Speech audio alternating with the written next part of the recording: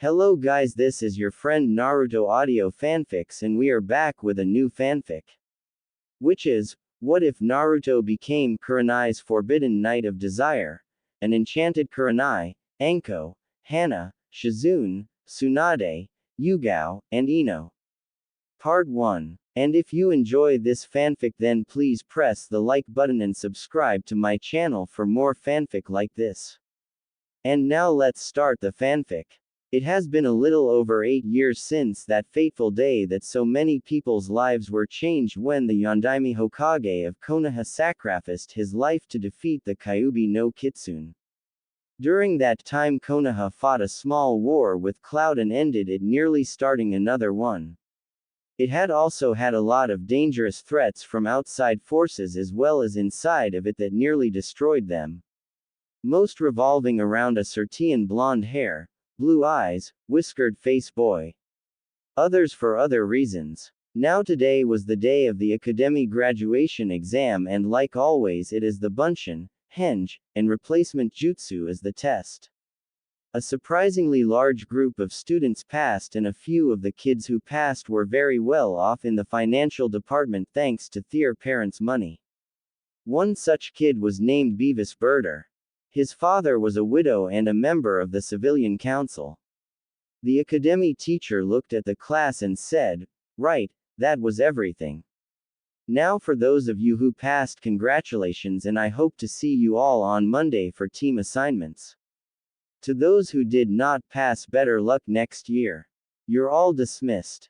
As he walked out of the class, Beavis walked over to a group of girls who were packing their things and said, "So ladies, which one of you lucky women want to be my date to the party at my place tonight?" Each of the girls looked at him and started to walk away snickering and he said, "Hey, I was not joking," getting a little mad. The girls said, "We know but you're not worth our time," as they left laughing. Beavis looked at them with hate in his eyes and then turned and saw the rookie of the year packing her things and he smiled and walked over and said, "So Kurenai, you going to come to the party tonight?" Kurenai said, "Yeah, I am going but I am not going as your date so don't ask. I already told you I am not interested in dating until I prove my ninja way. Besides you're not my type. Well CYA later." As she left the room, Beavis looked at her leave and thought, "We will see about that Kurenai. I will show you I'm your type alright. Hehehehe." A few hours later at the party at Beavis's house, his father left and he waited until he was gone and he came out and said, "Hey everybody, look. Sake." As he pulled out several bottles of sake. All the new genins looked at him and Kurenai said, "Hey, we're not old enough for that Beavis and you know it." Beavis said, "Old enough to kill, old enough to drink. Quit being an old maid and show everyone here you're not scared of a little sake, or are you really not a ninja?" As he reached under the counter and pulled out a glass and quickly poured a glass and handed it to her. Everyone was looking at her and she looked at the sake and then sighed as she drank it, coughing a few seconds, and Beavis quickly screamed, "See everyone, no harm no foul," as he poured several more glasses for the others. He smiled to himself and enjoyed the party over the next 30 minutes and then he saw Kurenai leaning against the wall looking a little sick and he walked over and said, "Hey, you okay?" Kurenai said, "Yeah, my head feels funny. I guess it's the sake. I never drank before." Beavis said, "It's okay, it goes away but perhaps you might go home and lay down. I mean don't want you passing out in front of all these people and never live it down. It would ruin your reputation." Kurenai shot him a look and said, "I guess so. I'll head home." As she quit leaning on the wall and started toward the door only to stumble and Beavis caught her. He said, "Here, let me walk you home."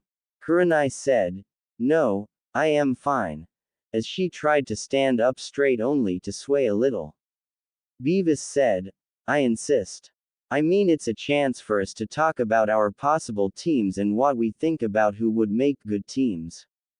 Trust me, We are both ninja of Konoha after all. Kurenai, who was feeling even worse for some reason, said, "All right," as she let Beavis lead her out of the house and toward her house. They made it about halfway when she suddenly felt very sick and Beavis said, "Here, let's go over here and lean against the wall of this alley so nobody sees you like this. I mean, we don't want people to start rumors after all about you." She nodded with half-lidded eyes as he led him to the alley and she leaned against the wall and slowly blacked out. Once she was passed out, Beavis smirked and said, "I knew those pills would do the trick. Dad takes them to help sleep and when mixed with sake makes it where you won't wake up for a while. Now you're mine." As he leaned her down onto the ground off the wall and raised her dress and pulled her shorts and panties off. Kurenai moaned a little and Beavis took off his pants and crawled over her body and looked at her face and said, "You're mine now, bitch." And he drawed his hips back to thrust forward when suddenly he screamed out, "Ah!" as he rolled to the side holding his nuts. He had tears on his face as he looked and saw Kurenai being dragged toward the street by a blonde-haired boy with blue eyes. He was still in pain and looked down only to pale as he saw his nuts were bleeding and the kid said, "Serves you right, asshole," as he kept pulling Kurenai toward the street. Beavis did not care what happened right now. He was in so much pain. As the boy finally made it to the street with Kurenai, he said, "Hey, someone, help. This girl needs help," as he pointed to Kurenai. An old woman looked at Naruto and sneered and then looked at Kurenai and saw her state of dress and said, "You filthy demon, raping a poor girl like this," and started to scream for others to come. More and more people showed up and they circled Naruto and Kurenai, who luckily was covered by the woman who took off her coat to save her some modesty. The people saw Kurenai passed out and the old woman pointing to Naruto and they started to hit him. As he was getting hit and beat down, a voice said, "What's going on here?"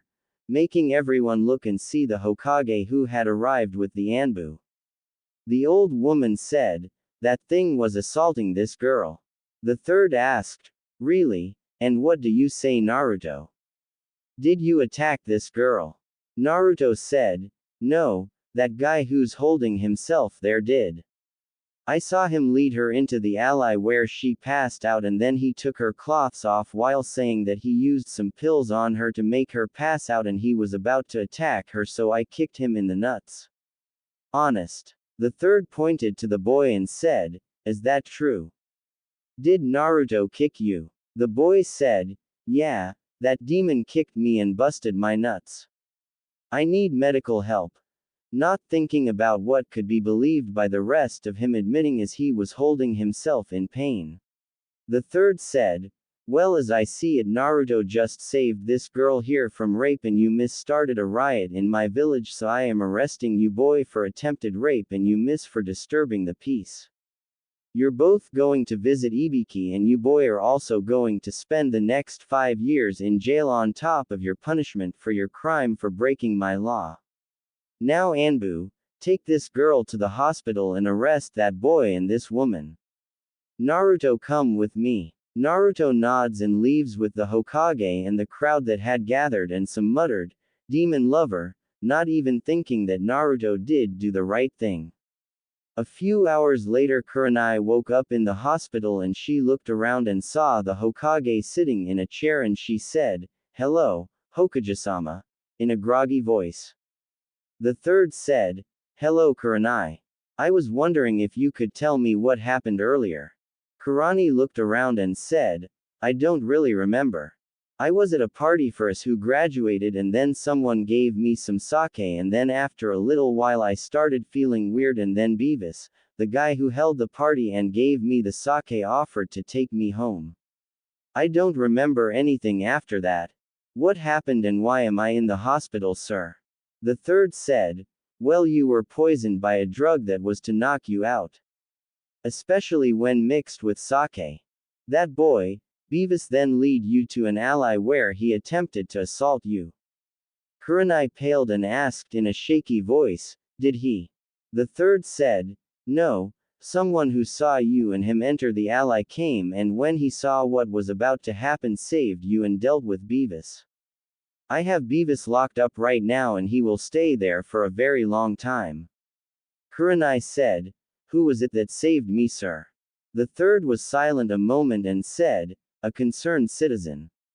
He said he didn't want you to know so that way you can forget all about this and get on with your life. Now rest. You have been given an antidote for the drug but you will be in here for the rest of the weekend. I would suggest from now on to never drink something from someone unless you know for sure it's safe. I mean it's obvious that Beavis had this set up to drug you. I am sorry for everything that happened and glad someone saved you. Please now rest and don't worry. You're perfectly fine now." Kurenai nods as she watched the Hokage leave and she thought, "Thank you my knight in shining armor, whoever you are," as she smiled a small smile and fell back to sleep. 4 years later, Kurenai had worked hard after that event and had already started to make a name for herself in the ninja world as a genjutsu mistress. She had been a chunin now for 2 years and she had also started getting herself a new nickname, the Ice Queen of Konoha from men in the village. She may have gotten out of that attack safely but she never trusted men the same after that.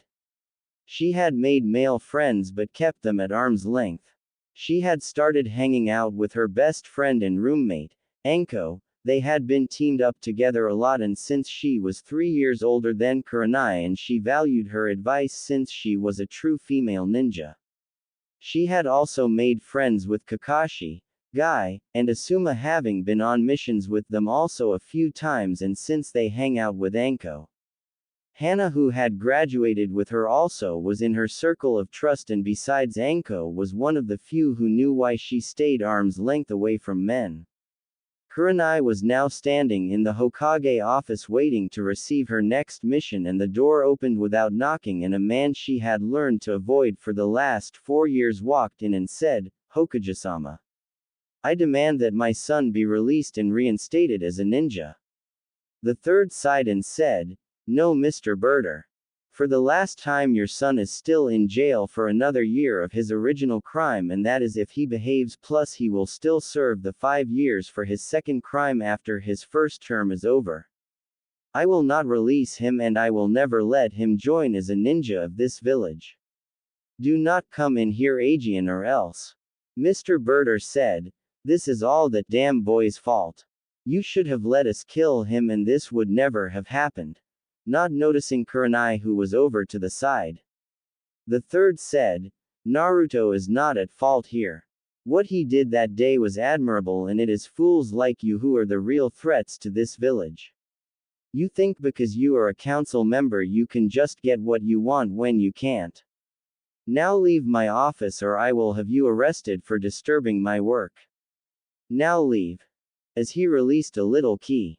Birder turned and sneered and saw Kurenai for the first time and said, "HMPH, you should tell the truth that you're spread your legs for my son wanting to suck up to him for his money and then I can prove that demon trash was the real villain that day or are you just his little demon whore?"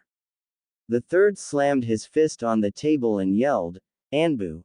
And then 4 Anbu appeared and the third said, "Take this man away to Ibiki for breaking my law and also for threats and slander to a Konoha ninja.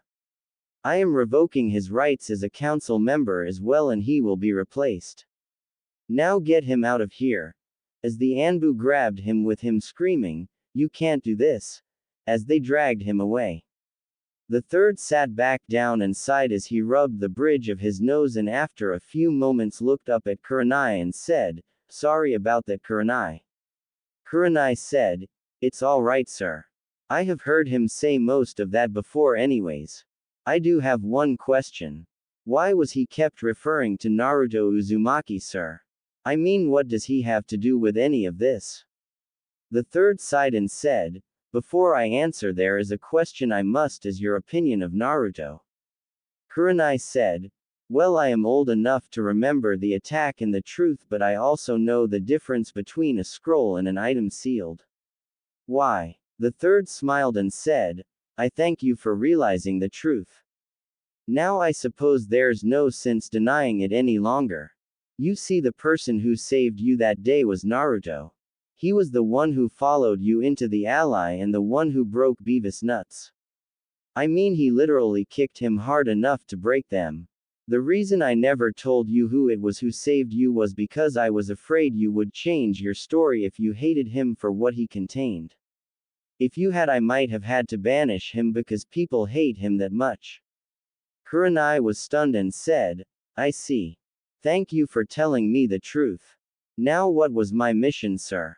The third said, oh yes, the reason I called you here is Hiash Hyuga has asked for a female ninja to start taking his eldest daughter to the academy each day, and since you are also the new teacher at the academy this year, I figure this would be a good mission for you.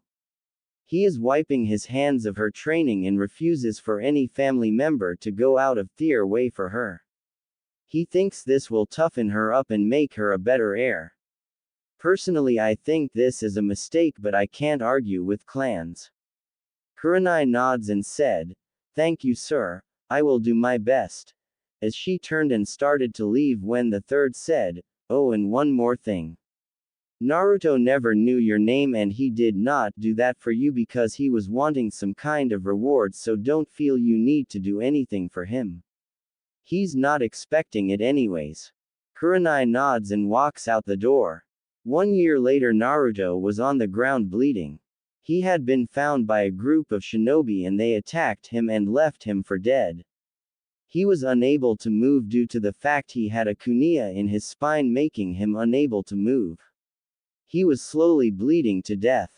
Kurenai, who was preparing for the Junin exams, had just finished her training for the day and was walking through the woods on a shortcut back to the village when she smelled blood. Being a ninja of the village and naturally curious, she decided to investigate. When she found Naruto, he was passed out and she gasped, and acting quickly she placed her hand on his shoulder and shushined them to the hospital. When she arrived, she screamed, I need a doctor quick. A few doctors came and when they saw Naruto they turned and walked away. She saw this and quickly shushined her and Naruto to the Hokage's office. The third was reading his Ika Ika Paradise book when Kurenai appeared and said, Sir, Naruto needs help now. As the third dropped his book and ran around the desk and asked in a commanding voice, why did you not take him to the hospital? Kurenai said, I did. When they saw him they turned and walked away. The third sighed and said, stay here and protect him. I will be back in a moment. As he left. While he was gone, Naruto slowly opened his eyes and said, are you an angel? As he saw Kurenai. Kurenai said, no, Naruto, I am not. Hold on, the Hokage is bringing help. Naruto said, oh, I thought you were an angel to save me from my pain. As he closed his eyes, Aegean passing back out. Before Kurenai could think, the Hokage ran back in with 3 doctors and they immediately got to work on Naruto. Kurenai moved back with a few tears on her face and the third asked, what happened to him? Kurenai wiped the tears off her face and said, I don't know. I found him on my way back from training ground 8. I smelled blood and went to investigate and found him in a puddle of his blood. I used Shushin to take him to the hospital and called for help, and like I said, as soon as they saw it was Naruto they turned and walked away. I then came here. The third sighed and said, thank you for saving him. I will make sure he's okay now, so why don't you go on home and get clean up? I mean, you got blood all over you. Kurenai looked down and saw she did have blood on her and she said, are you sure you don't need me for anything else? The third said, no, I mean you don't have any medical skills that could help right now, so there's no need for you to worry. You did all anyone could ask of you already by bringing him here. He will be all right now. Kurenai nods slowly and turns and leaves using Shushin to get home. A few hours later, when Naruto woke up, he was in a hospital room and looked around, and the third, who was sitting in the room, said, how do you feel, Naruto? Naruto slowly moved and winced and said, I hurt, old man. I thought I died because I saw an angel with red eyes. The third smiled and thought, Angel huh? And said, No Naruto. You did not die but you came close. Can you tell me what happened? Naruto was silent a moment and said, I don't really remember. I was walking through the woods to go wash my cloths in the river when I was hit in the back. I fell to the ground unable to move and then someone in a mask came and started to stab me over and over again. I blacked out after that. The third asked, What kind of mask was it? Naruto said, It was blank except it had some weird kanji on it. The third narrowed his eyes and bit his thumb and drew something on a piece of paper and asked, Was this the kanji Naruto? Naruto looked at it and said, I think so but I am not for sure. I don't know them that well. The third sighed and said, I see. Okay Naruto, you go ahead and rest and I will check on you later. Naruto nods and slowly closes his eyes and said, Hey old man, if that was not an angel I saw, who was she? She was pretty. The third said, I don't know. Lying. Naruto nods as he falls back to sleep. The third goes back to his office and thought, Perhaps Naruto, you might find out someday. The next day when Naruto awoke he saw he had two white lilies sitting in a vase beside his bed and he blinked looking around and saw there was a card and opened it and read Get well soon Naruto, my knight in shining armor, signed your angel. Naruto smiled to himself and thought, so she was an angel. Time skip. Day of team placements. Naruto was sitting in his chair next to Sakura and Sasuke waiting for Thier-sensei to come when a man with a cigarette in his mouth walked in and said, Team 10 come with me. And they got up and started to leave when another person walked in and the breath in Naruto's throat froze when he saw who is what's and he mouthed, Tenshinhangle, as he looked at Kurenai who for a moment looked at him and read his lips and said, Team 8, come with me. As she looked away to her team before walking out the door hiding the light blush she had.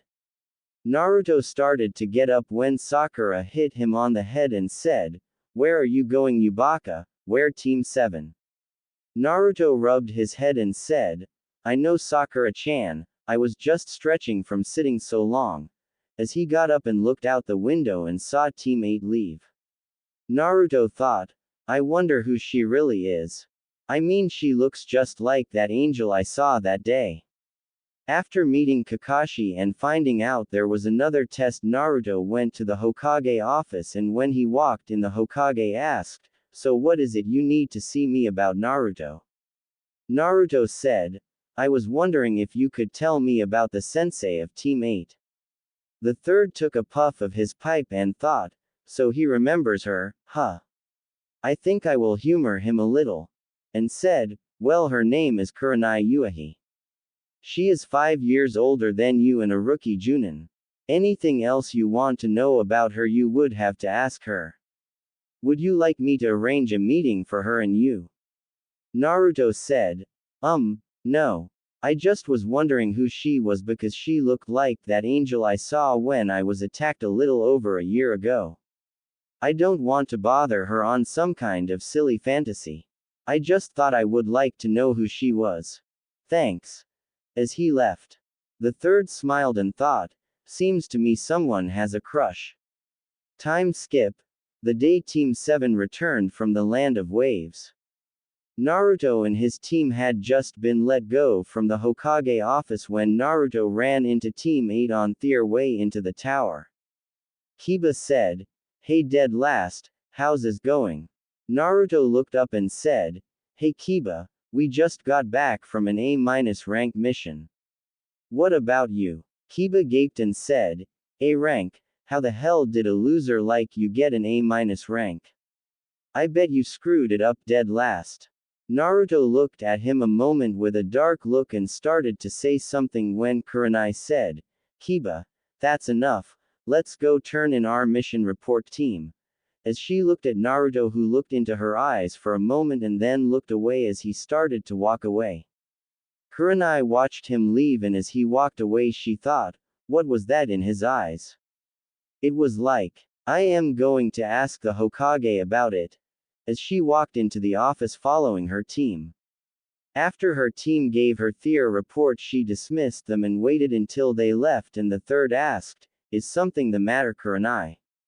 Kurenai said, I was wondering if you would not mind answering a few questions for me, sir. The third looked at her and said, "Perhaps if I can." "What do you need to know?" Kurenai said, "When we came in we passed Team 7 and then a few moments later we passed Naruto and Kiba, and Naruto was talking a moment and I saw something about Naruto that bothered me, sir." The third asked, "What do you mean?" Looking at her. Kurenai said, "Well, his eyes. I mean, I know he has a mask on that hides his feelings. Anko has one also, as you know, so I can see through them better because of my experience with her, and Naruto is basically the same. When I looked into his eyes when Kiba was talking about their missions, something flickered in his eyes. An emotion, I believe, like a great sadness or guilt. Did something happen on their A rank, sir, to Naruto?" The third sighed and said, "I suppose you would pick it up." "Yes, something did happen. I won't tell you what though, but if you want to know you should ask him. I mean, if he trusts you then he will tell you. I should warn you though, he does remember you from saving him that day. He may not remember the first time he met you, but he thinks you're an angel. He came to me after the teams were made and asked me about you. I told him your name and that you're 5 years older than him, and then I told him just what I told you. If he wants to know you then he would have to ask you. He told me he did not want to bother you with some stupid dream he had because of the attack, so he never sought you out." Kurenai nods and said, "I was just wondering because it just felt weird when I looked in his eyes." The third smiled and said, "That's really funny. I mean, his own sensei does not even pick that up in you with one glance can. Naruto is the type of person who does wear a mask like you said, but his eyes show his real emotions. I guess you can say the eyes really are the windows to the soul." Kurenai asked, "Does Kakashi know what's bothering Naruto?" The third said, "No, I was going to call him later and ask him to talk to Naruto about it." Kurenai said, "If you don't mind, sir, I will go talk to him. You said it yourself. Kakashi did not even pick up on it and may not realize what is wrong because of Naruto mask. Just for my own concerns, sir." The third smiled and said, "Go ahead, he lives 1 block south of Ikiruka Ramen Stand in the only apartment complex in that area. 3rd floor, room 309. Nobody else is on that floor, so you won't have a problem finding him." Kurenai nods and leaves, and after she was gone the third thought, that's interesting. She's able to read him with a glance. I wonder if she realizes how much she actually is concerned for him. I guess she wants to repay her savior. As he sighed and got back to his paperwork, Kurenai quickly found Naruto apartment building and scrunched her nose at how run down it was and walked up the stairs and got a sickly feeling the closer she got because the inside was worse than the outside. She thought, how can he live in a place like this? As she finally made it to the 3rd floor. After she found his door number, she saw the door was busted off the hinges and laying on the floor, and she looked inside and had tears going down her face. His apartment had been broken into and all his things had been broken and cut up, as well as graffiti on all the walls. She then heard a noise inside and quickly casting an invisibility genjutsu on her and slowly walked inside. She looked around and saw Naruto sitting in the floor of his bedroom messing with one of the floorboards, and soon had it picked up and started to pull items out and put them in his travel bag and said, "Well, looks like I am sleeping in the woods again for a while. Better go see Dad and tell him about the mission," in a sad tone as he put the boards back and got up and left. Kurenai's eyes got wide a moment as she hid outside the room as she heard him say his dad and that he was sleeping in the woods again, and she slowly walked behind him still under a genjutsu. She followed him through the village on the rooftops and then followed him up a mountain path to the Hokage monument. She was getting confused as Naruto set his bag down and walked over and sat down on the Yondaime's head and said, "Hey dad, it's me again." Kurenai, who had hidden in a tree and channeled chakra to her ears, blinked as she heard this and thought, "Dad, Yondaime," and her eyes went wide, realizing exactly what this meant. She then listened in even more closely. Naruto sighed and said, "Well, we went on a C rank mission, Dad, and it turned into an A- rank mission. We first ran into two Chunins missing nins from the mist. I was going to act when Sakura screamed, distracting me, and then I froze when I saw her in danger. Then Sasuke, acting all heroic, attacked both of them like an idiot. Kakashi faked dying so he could see who they were after. He then congratulated Sasuke and blamed me for freezing. I got cut by a poison blade and then I bleed it out after vowing never to freeze Aegean. We continued the mission after we heard about how bad things were in Wave, and then we ran into Zabuza. Him and Kakashi got ready to fight and Sasuke got scared by some key and Kakashi said he would not let anyone die. He then got all bragging about how good he was and got captured in a water prison. He told us to run, but I refused and attacked some of Zabuza water clones and then came up with a plan after distracting the clones with my clones. I hanged myself into a demon windmill shuriken and then had one of my clones throw me to Sasuke, who threw me at the real Zabuza. After I passed Zabuza, I transformed back, throwing a kunai at him, forcing him to free Kakashi. Kakashi then bragged how he never falls for the same trick twice and continued fighting Zabuza. Then when Zabuza was about to die, a fake hunter nin came and put him in a fake death. Kakashi then stopped me, saying the hunter nin was doing their job and let him take Zabuza body. Kakashi then congratulated Sasuke on a good job and even Sakura, who guarded the client but ignored me. He then passed out and I had to carry him to the client's house. After a few hours he woke up and told us that Zabuza was alive and the hunter nin was fake. That night we basically rested and then he showed us how to do the tree climbing exercise. He said it was to help us all, but the truth was he was doing it for Sasuke only. Kurenai frowned at this and continued to listen. I know that Kakashi had weights on because I had to carry him and I saw them. When Sasuke and I was doing the tree climbing, Sasuke had Kakashi weights. I acted like I did not notice and worked on my own mastering it. Sakura did it the very first time, but with mom's bloodline it's not surprising. Kurenai blinked and thought, mom's bloodline, does that mean him and Sakura are related, and what bloodline? If so, then why does he act like he wants to date her? Naruto sighed and said, anyways, as the days went, the client's grandson Inari finally said some stuff that pissed me off. He said I did not know what it's like to be sad and lonely. Huh, what a joke. Anyways, I blew up a little and left the house to blow off some steam. I passed out that night in the woods and the next morning I was awoken by a girl. She talked to me a little while and asked me if I had any precious people. I was confused by what she meant at first, and then she told me that you can only get true strength when protecting something precious. I got that because that's how you were able to beat Kyuubi. Anyways, I told her I did, but I did not tell her who. There are only a few I consider precious.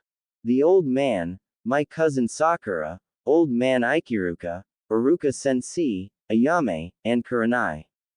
Kurenai blushed and thought, he thinks I'm precious to him. Wait a moment, cousin.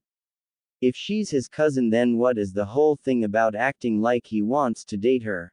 As she sat confused listening, Naruto laid back and said, anyways, she talked a few more minutes and then left. The rest of the time went by relatively normal until I was getting pissed again at Kakashi blatant favoritism of Sasuke Aegean and worked myself to exhaustion. The next day Kakashi decided to leave me at the house asleep and went to the bridge. I awoke shortly after they left and followed them to the bridge, but on my way I saw signs of people heading for the client's home, so I decided to go back to make sure they were okay. When I got there, two mercs had the client's daughter Tsunade held captive, and Inari, her son, was running toward them screaming for them to let her go. The mercs were about to kill him when I replaced both Tsunade and Inari, and then I killed both mercs. Kurenai gasped and Naruto looked around looking, and after a few moments sat back down. Kurenai, who put her hand over her mouth, thought, so he made his first kill. Is that why he was feeling sorrow? Naruto laid back looking at the sky and said, I guess that should have messed me up, but my mind instantly told me that if they attacked there at the house, then they attacked at the bridge also, so I shoved the bodies into the river and told Inari and Tsunade to run to town and hide. I then took off to the bridge. When I got there, the bridge was covered in mist. I saw Sakura guarding Tsunade, and I saw Sasuke inside a dome of ice. I could hear Kakashi and Zabuza in the mist, so I came up with a plan to save Sasuke. I created a Kajbunshin who ran under the bridge and came up on the other side while I used one of my special kunais and threw it at the ice dome. The hunter nin caught the kunai, and then my Kajbunshin threw a smoke bomb and did a big distracting intro, making me look even more of an idiot. While everyone was looking at the clone, I used the Hiraishin to get inside the dome and appeared behind Sasuke. Kurenai nearly fell out of the tree she was in. She thought, what the hell? How can he do the Hiraishin? Is he really the Yondaime's son? How good is he actually? I mean, how the hell?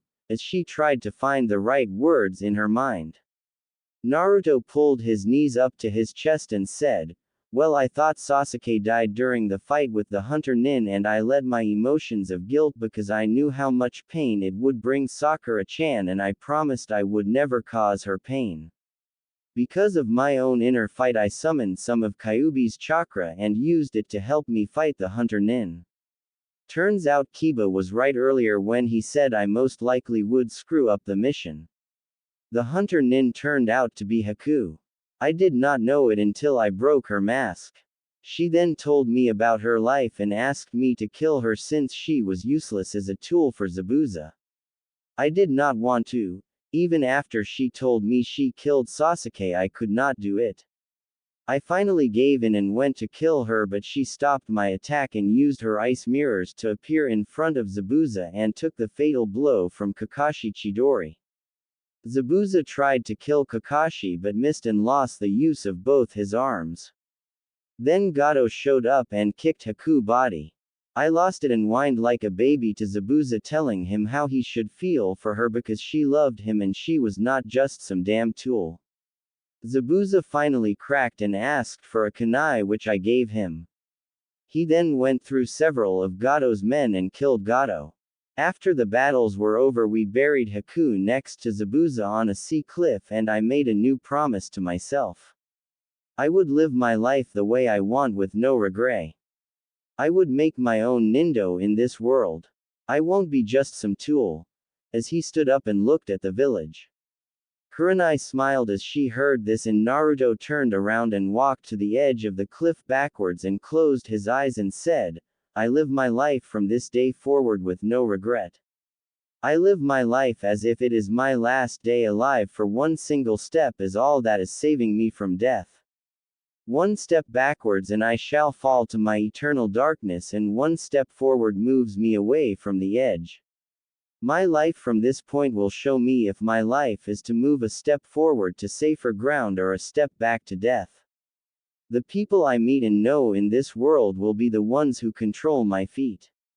Will they save me or doom me? As he held his foot over the edge of the cliff. Kurenai's eyes widened as he said this and looked at him, ready to move as he held his foot over the edge. He held it there for several minutes and sighed, placing his foot back on the cliff top, and said, well, Dad, I guess I better go. I still need to find a place to sleep. Take care now. As he grabbed his stuff and walked away. Kurenai waited until he was almost out of the area and thought, I thought he might actually do it. I better keep an eye on him. as she slowly followed him. 10 minutes later, Kurenai saw Naruto find an old tree with the bottom rotted out into a small cave, and Naruto set his stuff inside. Grabbing a bush and cutting it free, he placed it over the front of the hole, and he took his jacket off and putting it on him like a blanket as he laid his head down on his backpack and went to sleep. Kurenai waited until he was asleep and shushined away to the Hokage office. When she arrived, the third said, "Hello Aegean Kurenai, what can I do for you?" Kurenai sighed and said, "Sir, I have been following Naruto since I left earlier, and I have seen and heard things that have made me question some stuff.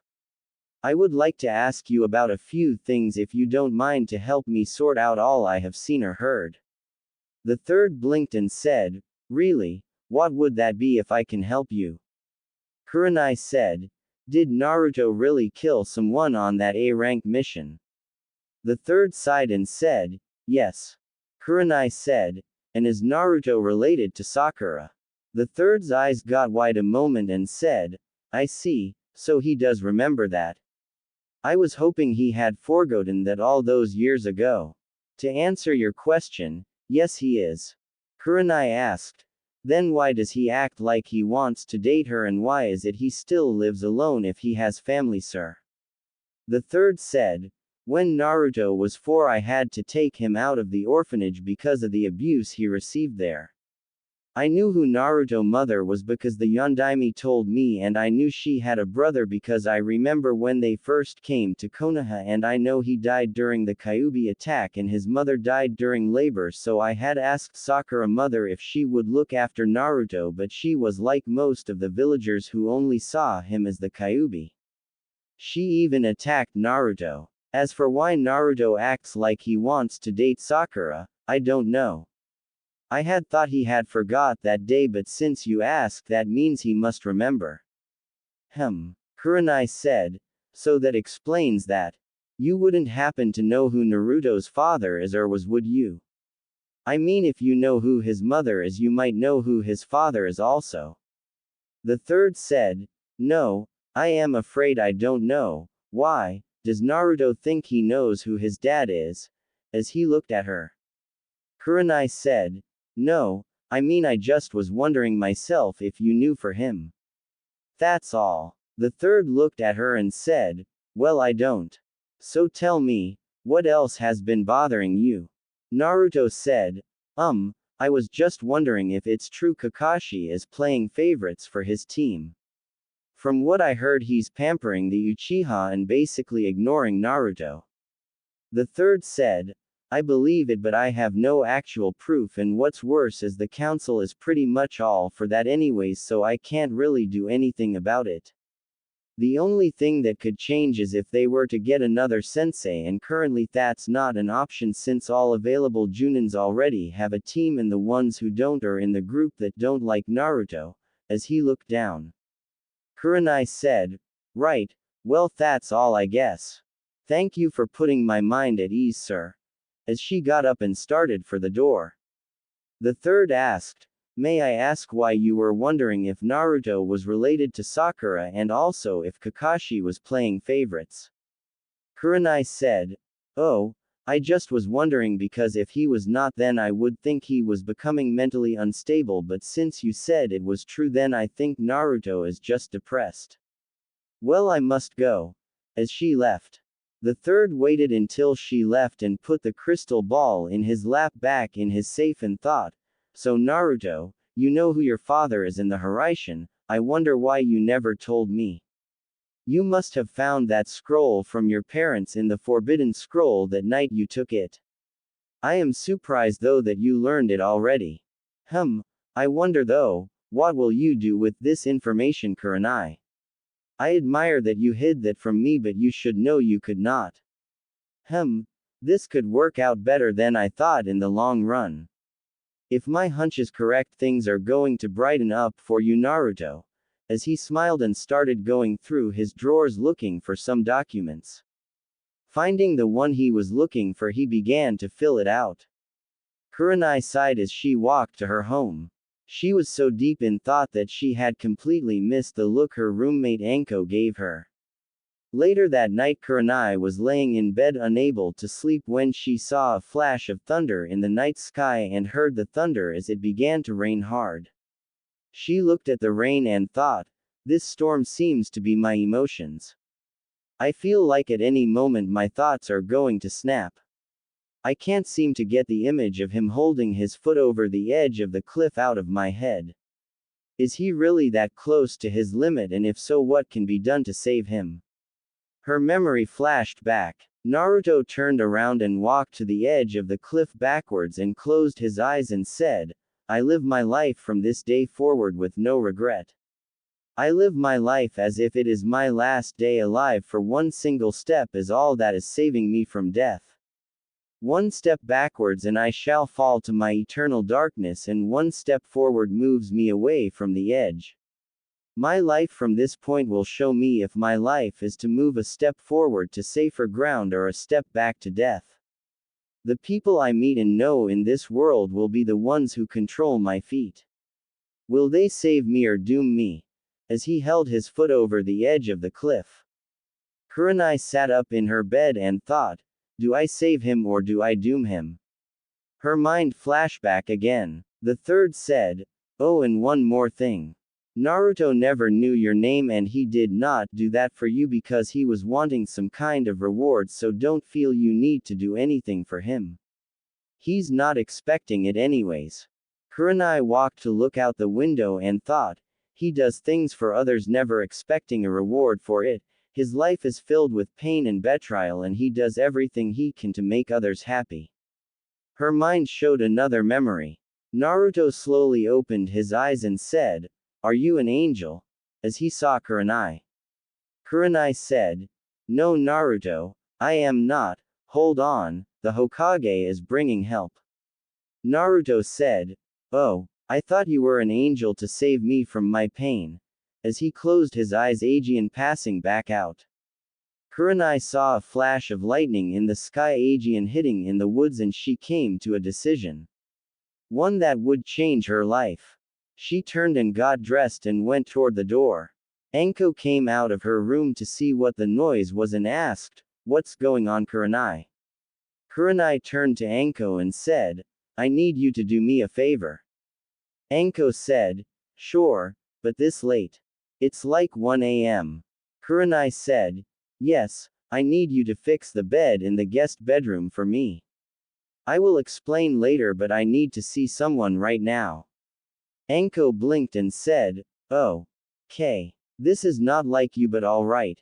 As she turned and walked to the guest room. Kurenai pulled out her rain gear and left quickly. 20 minutes later Kurenai found the tree she knew Naruto had hid in earlier and said, Naruto, can you hear me? She waited a moment and heard nothing and said, Naruto, it's me Kurenai. I know you're hiding in that tree. Grab your things and come with me. Silence Aegean, and she had a tick on her forehead and said, Naruto Uzumaki Namikaze, get your out here this instant. A voice asked, how do you know that name? In a shaky voice. Kurenai said, I will tell you once we get to my place. It is raining bad out here and you should not be sleeping in the woods in this weather. Please trust me. A few moments of silence was her answer and she said, I want to move your feet away from the edge. Naruto was listening to this and sighed as he slowly climbed out of the tree he was hiding in, and Kurenai offered her hand to him and he took it to stand up and he grabbed his travel bag. She placed her hand on his shoulder and used Shushin to appear at her house and she said, come on inside. As she opened the door, Anko was sitting on the couch and Kurenai walked in with Naruto following her and she said, take your shoes off and go down the hall there to the second door on the right. It's the restroom. I want you to take a shower and put some doctor. All your cloths are soaked, aren't they? Naruto looked at her and said nothing and she sighed and said, right, well my bathrob's on the back of the door. After you're done put that on and place your cloths outside the door. I will wash them and dry them for you. Naruto said, why are you doing this and you still have to answer how you know that? Kurenai said, I will tell you after you get out. Now go. I need to talk with my roommate a few minutes, as she put her rain gear away. Naruto sighed as he followed her orders and went to the bathroom and started to take a shower after putting his cloths outside the door. As Naruto left the room, Anko raised an eyebrow, and when they heard the door shut, she asked, "So what's up, little Kurenai?" Kurenai growled and said, "I thought I told you not to call me that." Anko hugged her and said, "I know, but it's not often that my little girl brings home a boy to sleep over." She then does a fake sniff like she was crying and said as she wiped fake tears away, "My little girl is growing up." Kurenai hit her in the arm and Anko snorts and said, "So what the Gaki really doing here?" Kurenai said, "He's moving in." Anko raised an eyebrow and said, "Really? And why is that?" "I mean, it's not like you to bring home strays." Kurenai sighed and said, "It's complicated." A voice from behind them asked, "And why is it complicated?" Making both women turn, and Anko burst out laughing as Naruto stood there in a pink bathrobe and he had a tick appear on his head. Naruto said, "That's it, I am leaving," as he went to grab his cloths when Kurenai put her hand on his shoulder and said, "No, you're not. Sit down." Naruto looked at her annoyed and said, "Why?" Kurenai instantly did the most devastating jutsu any man can face. The dreaded puppy eye no jutsu, and she said in a pouty voice, "Because I want to talk to you." Naruto thought, "Must resist. Can't fall for. Damn it." As he sighed and walked back to where Anko was sitting and sat down in a chair with his arms crossed. Kurenai smiled and said, "Good, now as for why you are here, Naruto. I want you to first promise something." Naruto blinked and asked, "Why?"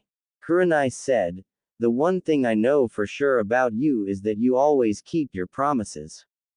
Anyone who has taken the time to know anything about you can verify that, so I want you to promise while you are in this house to speak only the truth and you will not keep any secrets from me or Anko here." Anko said, "And why am I in this? He's your boy toy," in an annoyed voice. Kurenai said, "Because you and I already have that rule, and when you both have a lot in common, so deal with it. It's non-negotiable." Naruto blinked and said, "You're not my mother, so don't talk to me like I am a little child." Anko said, "I hate to admit it, Gaki, but I agree with you. We're not little children, and for your info, the way she's acting now is not a mother speech but a wife's speech.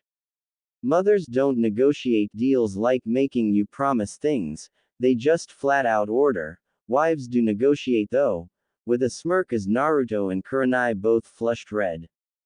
Kurenai said, "I am not his wife." Anko laughed and said, "I know, I was just teasing. Anyways, Gaki, you might as well agree with whatever she's about to say. The only time I see her like this, she won't budge." Naruto said, "So you want me to promise to tell the truth to you and her in this house? Why should I do this, and what do I gain by doing this?" "I mean, you want me to do something that I may not like or even hate, and you have not told me why you even care for me to promise, why you came and got me tonight along with countless other things," as he looked at Kurenai. Anko looked at Naruto and said, "Chill, kid. You don't have to be hostile with Kurenai here. I am sure she has her reasons." Naruto looked at Anko and said, "Sorry, but I don't trust that easily.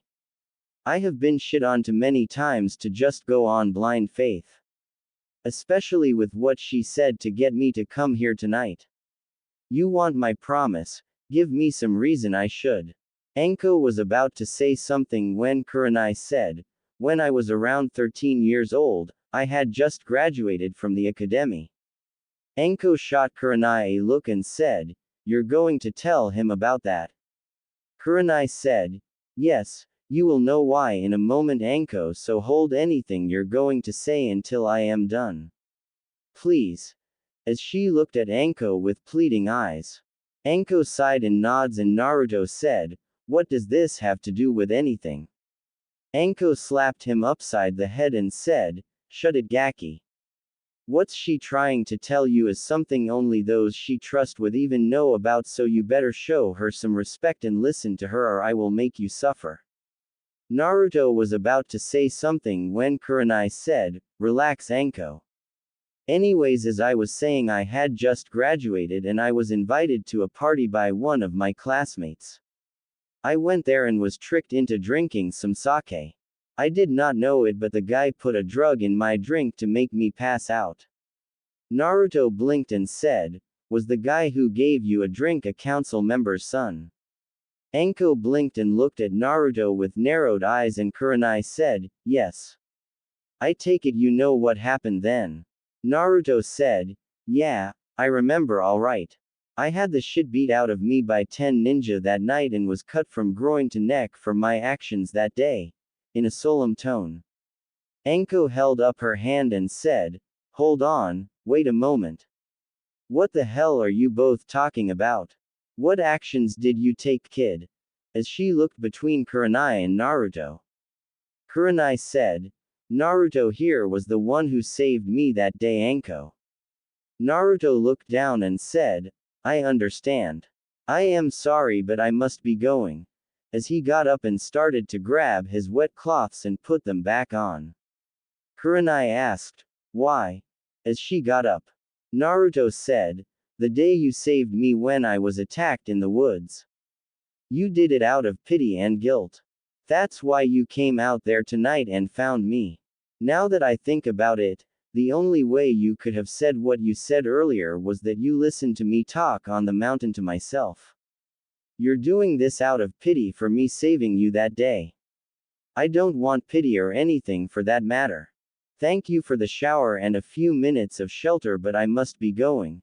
As he walked out of the bathroom, which he had left open to talk and change. He had just about made it to the door when Kurenai grabbed him by the arm and spun him around and said, "Is that what you think? That I simply asked you to come here for pity?" Naruto looked away from her and she said, "Look at me." Naruto ignored her and she grabbed his face and put it where he had no choice but to look at her, and she said, "Look at me when I talk to you, Naruto." Naruto said, "Why? Why are you doing this? I mean, if you want me to say thank you for saving me, then fine. Thank you. If you want to say thanks for me saving you, it's accepted. You are free to do as you want. I hold no grudge or favor over your head. Now let me go." As he tried to get his arm free of her hand, Kurenai held on tighter and said, "No." Naruto tried to jerk his arm free Aegean with force, but Kurenai said, "I am not letting you go. I am not letting you head back to your hell alone. You think I am doing this for pity or because of my own conscience? You're wrong. I am a ninja. I learned to ignore it a long time ago and I don't pity you. You think you're the only one who knows the pain of being rejected. Anko here had it almost as bad as you did, thanks to her sensei who turned traitor. I had it bad because of that day you saved me, as well as being friends with Anko. I also had it bad because I never knew who my father was. My mother was a ninja and she had to sleep with someone to get close enough to a target to finish a mission. I was born not of love or care but of damn duty. You think that you're the only one with a shitty life. I admit you had to deal with it worse than most, but you're not the only one with a bad life." Anko watched as Kurenai got right in Naruto's face and thought, "Well, this is interesting. Wonder what lit the fire in her belly." Naruto looked at her and said, "Then why do you care about the demon child? Why did you invite me here and told her I was moving in, huh?" Kurenai said, "Do I have to have a reason to want to help you?" Naruto blinked and said, "Well, I never met someone who did something for nothing before." Kurenai said, "Really? Then why did you save me back then?" Naruto said, "Because I don't like perverts." Kurenai said, "But you saved me. You didn't have to, so why go out of your way to help me? Did you do it because you wanted something in return?" Naruto said, "Of course not. I did it because it was the right thing to do." Kurenai said, and that's why I want to help you. Because it's the right thing to do. Anko thought, bullshit. You're both up if you both believe that. I can tell just by looking you both have something else. Naruto sighed and said, look, I don't want to see you and Anko here get into trouble because of me. If I stayed here then you and her would both be. He was stopped by a finger on his lips from Kurenai. Kurenai said, I don't give a damn about what people think so stop worrying about us.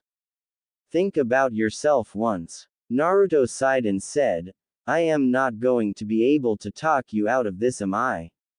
Anko said, I already told you Gaki, when she's like this you might as well give up. Naruto nods and said, fine.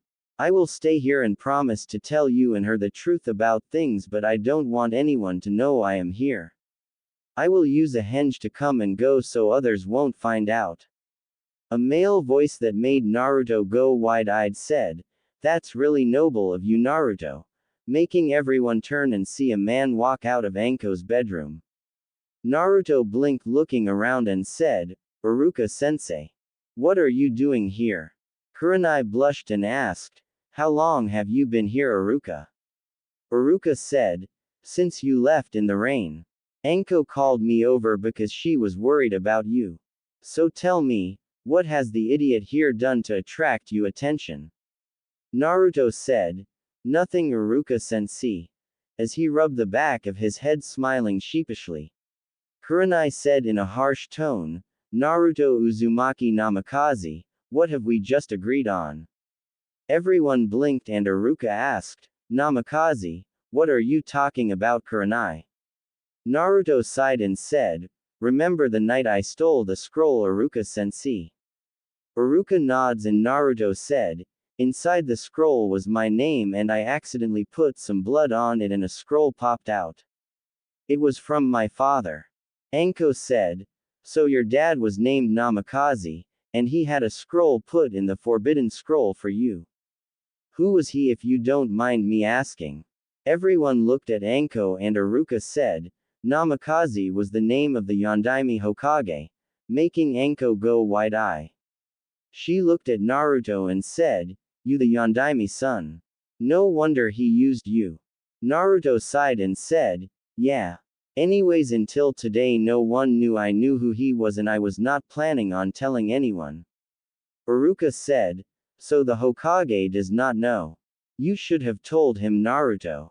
Naruto's eyes darkened a moment and said, and he should have told me about Kyuubi before I was nearly killed by Mizuki Tem. Everyone in this damn village has kept secrets about me my entire life. The Kyuubi, my father, my mother, my other relatives. Hell, I would not be surprised if my name is not really Naruto or that I am in fact a girl under some extremely powerful genjutsu. Hell, with the side effect of my no jutsu I would not be surprised if that was true. I mean my chakra control sucks so bad that I can't even detect a damn genjutsu if it slapped me upside the head. Hell, this all could be one as far as I know. Do you have any idea what it's like to find out your entire life is a lie? That's why I decided for once in my life I was keeping a secret for myself. If the old man does not trust me enough with the truth about my own damn life, why should I tell him the truth? As he let his voice rise as he ranted more and more. Everyone was quite a moment and Iruka sighed and said, I guess you're right about not, but what do you mean by your mother and other relatives? Kurenai placed her hand on Naruto's shoulder and said, that's something I want to know. Why do you act that way toward your cousin? Naruto closed his eyes and said, it's the only way I can protect her and also be in her life. Her mom won't let her come near me normally and has passed her hate down to her. At first I did it to spite her mom, but after I saw her getting picked on by bullies I could not sit by and do nothing, so I decided to help her and things went from there. By the time we entered the academy I had came up with the idea to pretend to like her so that way she could not ignore me and I could be in her life, and no matter what her mother said she would not be able to keep me away.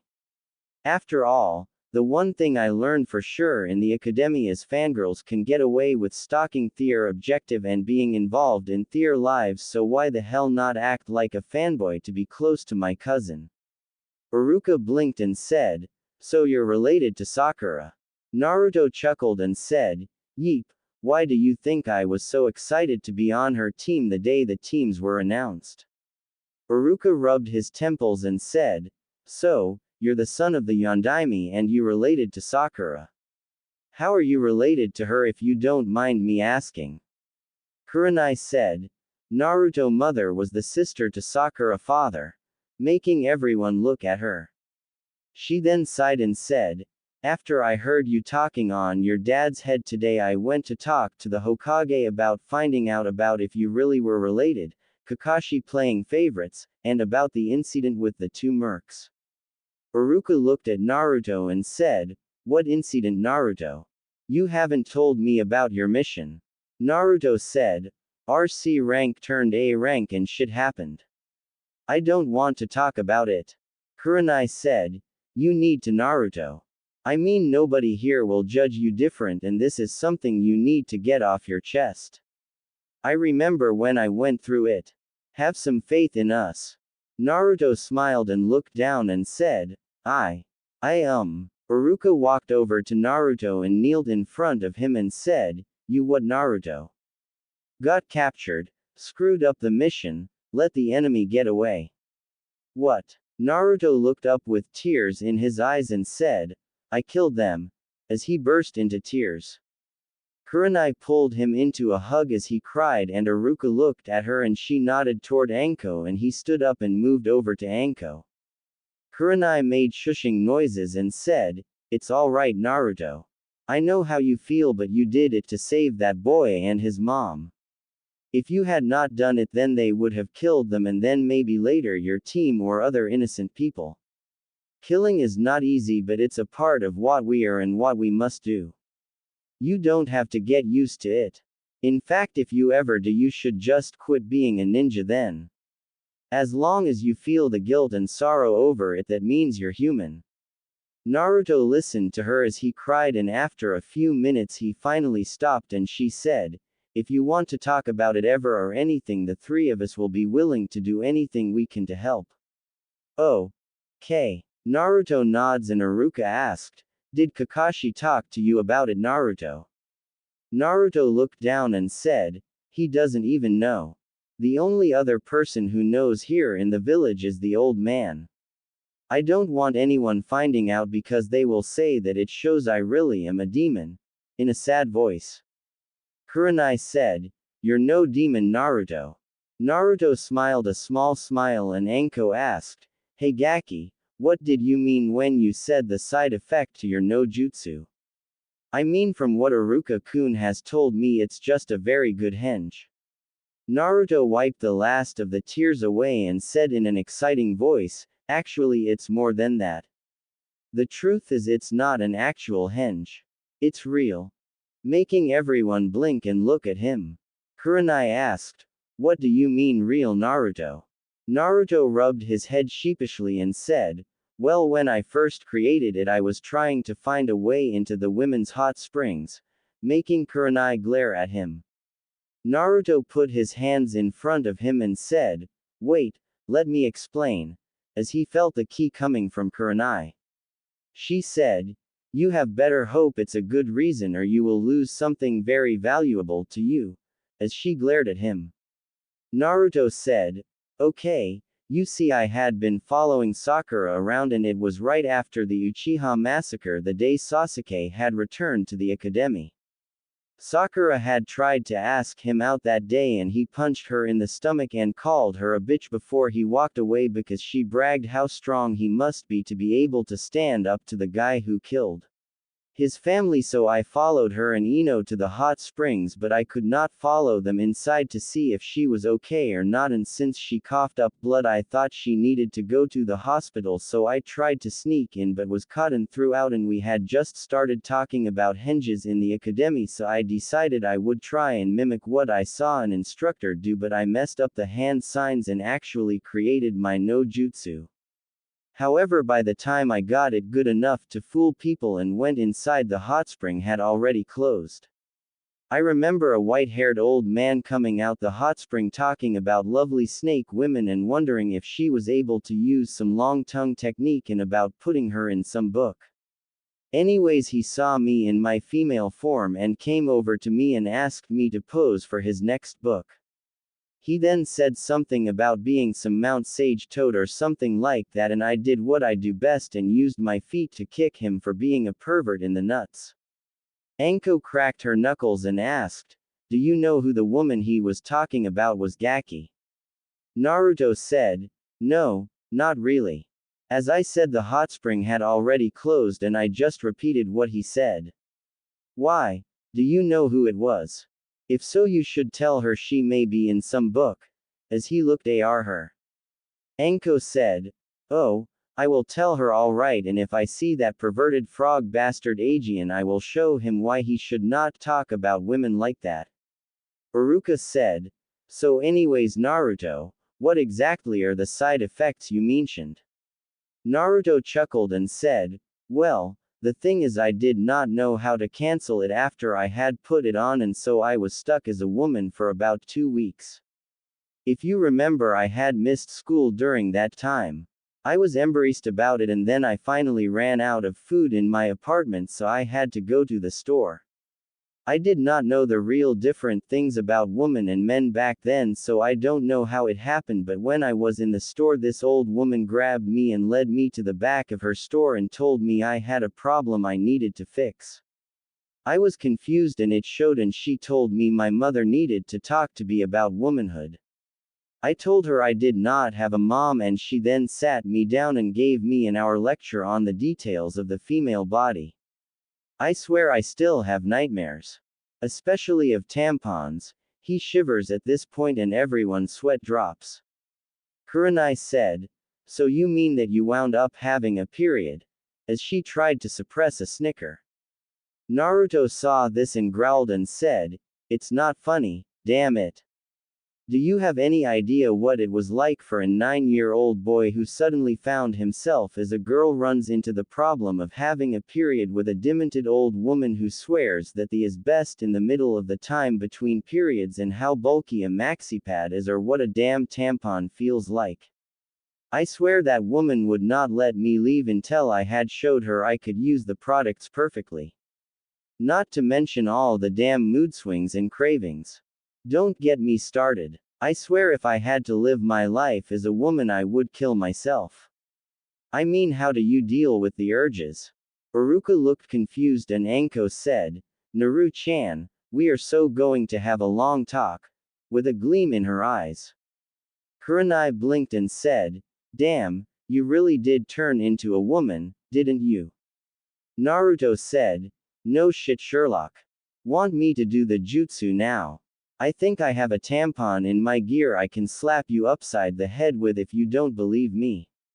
Anko snorted and burst out laughing and said, "Why the hell do you still have them if you did that back then?" Naruto scratched the back of his head and said, I kind of get stuff at regular price when I use the jutsu. I don't do like Konohamaru does and try to get free meals and things with it, but I do like to be able to buy groceries at regular price without being out of date." As he looked down, everyone sobered up at that, and Kurenai sighed and said, "Well, anyways. You got anything else you want to say? We each will keep your secrets and not even tell the Hokage if you want." Iruka said, "If you want, when you come here, just henge into me, because I come here all the time to see Anko, so people won't notice too much. I will just use Shushin to come so people won't see two of us at the door." Naruto said, "Hey, why don't you teach me Shushin instead?" Kurenai said, "You don't have the control yet. You said it yourself that your control is not good, so you will have to work on it and learn the leaf balancing, water walking, and kunai balancing before you can learn it." Naruto frowns and said, "So how do I do them? I mean, I can do the tree climbing, but I don't know the others." Iruka walked over to a couch cushion and pulled out a feather and said, you should have listened in the academy when I tried to teach this to you. All you have to do is use your chakra to make this feather or a leaf float above your head. Once you get that down, try it in your hands and then your feet. Try to make it where you can keep it balanced and spin it at each spot. If you get them down before you move on, try combining tree and leaf exercise together. Well, it's late, so I must be going. CYA later. As he kissed Anko and shushined away. Naruto sighed and said, so where am I to stay? Kurenai said, follow me. As she led him to the end of the hall. She opened the door and said, this will be your room from now on. Naruto nods and asked, how much do I owe you for rent? Kurenai blinked, having not thought of this, and said, how much do you pay now? Naruto said, 200 a week. Making both women gape, and Anko said, shit, what the hell? How can they charge you that much? Is that including utilities? Naruto said, no, that is just my apartment. My lights run 150 a week, my water 100 a week. I don't have gas or hot water, and I am responsible for all my own upkeep. Kurenai's eyes darkened and she said, how can you afford that much, Naruto? Naruto said, before I graduated I received an allowance from the Hokage who paid the bills, but since I graduated he's not allowed to any more thanks to the council, and since the landlord said that his original contract was with the old man and now that I am taking over we had to renegotiate and he set those prices. It was either to accept or live on the street. Anko asked, how do you pay that much? I mean you're only a genin. Naruto looked away and said, well, the truth is I sort of don't. All my pay from missions is taken in advance to pay them except for 10, and the rest of the balance I owe is put on the ledger as debt, so when I get the pay for the A rank it will go to pay off the back payment. That's why I begged for a higher ranked mission in the first place. As he looked down. Kurenai said, you will split the utilities by 1/3, and as for rent you just have to pay 100 a month. Anko and I own this place and we just act like we have rent anyways, so that way if there is ever some repair like roof or windows we have money to fix them. So all you have to do is help cut down on utilities as much as you can and you will only have to pay 1/3 of the total utilities each month. Deal. Naruto was wide-eyed and said, deal, but I still have my back payment I have to pay for my old place plus the money I owe the Ayame and her dad who own the ramen stand for the meals they gave me. Anko said, you should try dango. It's all I eat. Kurenai said, no, he needs a more balanced diet. Naruto said, I hear this argument all the time, so can we just skip it for tonight? I am a little tired. I do eat other things than ramen when I can. Kurenai looked at the clock and said, well, it is 3:30, so yeah, let's get some sleep. Good night both of you. Anko said, yeah, good night Kurenai, stray. As she turned and went toward her room. Naruto said, I am no stray chicken. Both women looked at him and Anko asked, what did you call me? Naruto said, chicken. You said you only eat dango, and from what I have seen dango is a chicken getting a stick shoved up its and coming out its head, and they say you are what you eat. My name is Naruto, so of course I will eat ramen, but you Anko, you're eating dango who? As he grabbed his throat as a senbon hit him in the neck and Naruto was gagging and fell to the floor. Kurenai ran to him and pulled the senbon out and said, you did not have to put him out like that. Anko smiled and said, I love your boyfriend Kur-chan. He can talk back with the best of them. First time I seen anyone who had the balls to talk to me about my food. As she laughed, walking away to her room.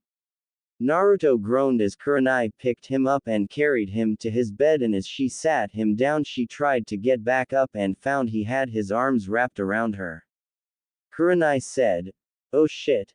As she tried to get free but found Naruto only held on tighter. After 10 minutes she sighed and laid down next to him and thought, this is going to be bad in the morning. as she tried to go to sleep. The next morning when Naruto woke up he found himself unable to move. He slowly opened his eyes and saw Kurenai laying on his chest and had both her legs wrapped around one of his and her hand on his crotch while the other was under him. Naruto thought, "Oh shit. Oh shit, oh shit. I need to get up. I got to piss bad and her hand's not helping. Wait, what the hell is she doing in this bed with me and where am I? Why is Kurenai here?" Naruto then remembered the night before and he said, "Oh yeah, I forgot I am supposed to live here now." A flash of light caught his attention and Anko was standing in his doorway and waving a picture and said, "Oh how sweet. My little girl's first night with a boy. Now I hope you used protection, kid." Naruto growled and tried to move and Kurenai muttered, "So warm," as she slowly moved closer into Naruto's neck. Anko took another picture and Kurenai slowly opened her eyes and froze and said, "Whoever the hell you are, you better have a good reason for being in my bed." Naruto thought, "Oh shit, she's going to kill me, what do I say to keep her from killing me?" And a flash of Kakashi appeared in his head and he said, I got lost on the road of life," as he tried to think of something to get him out of trouble. Anko burst out laughing so hard she had to hold her side as Kurenai quickly flew out of bed looking around and at her cloths and said, "Oh thank God it's you Naruto-kun, I thought you were Kakashi." Anko, who was still laughing, said, "So it's kun now Kurenai." Kurenai blinked and saw Naruto froze in his spot as he tried to get up and looked at her and she said, "Sorry Naruto. I did not mean to say kun. I guess this all was so awkward I did not know what to say." As she was beet red as Anko held up two pictures. Naruto said, "It's okay Tenshi, chicken." Anko threw a kunai at him and as it cut his cheek and licked the blood off his face, but Naruto disappeared in a puff of smoke and Anko found herself holding a kunai at the neck of Iruka. Iruka said, "Now Anko, why are you attacking me?" Anko stepped back and Iruka went up in a puff of smoke and Naruto was there and Kurenai burst out laughing and said, "I can't believe he tricked you Anko with a henge." Anko said, "Whatever. Anyways I just came to tell you breakfast is ready." As she left and said, "Oh and Foxy-chan, you do know they say angels are real demons in bed, especially with wood like that." As she laughed at the red face of both Naruto and Kurenai as they looked at Naruto crotch. Naruto blushed and quickly ran to the bathroom and Kurenai shook her head and thought, things are going to get different now. When Naruto walked into the kitchen he saw Iruka sitting at the table eating some breakfast and there was several plates there with bacon and eggs and toast. Anko was drinking some coffee beside Iruka and he said, "Sit on down. Kurenai will be here in a moment."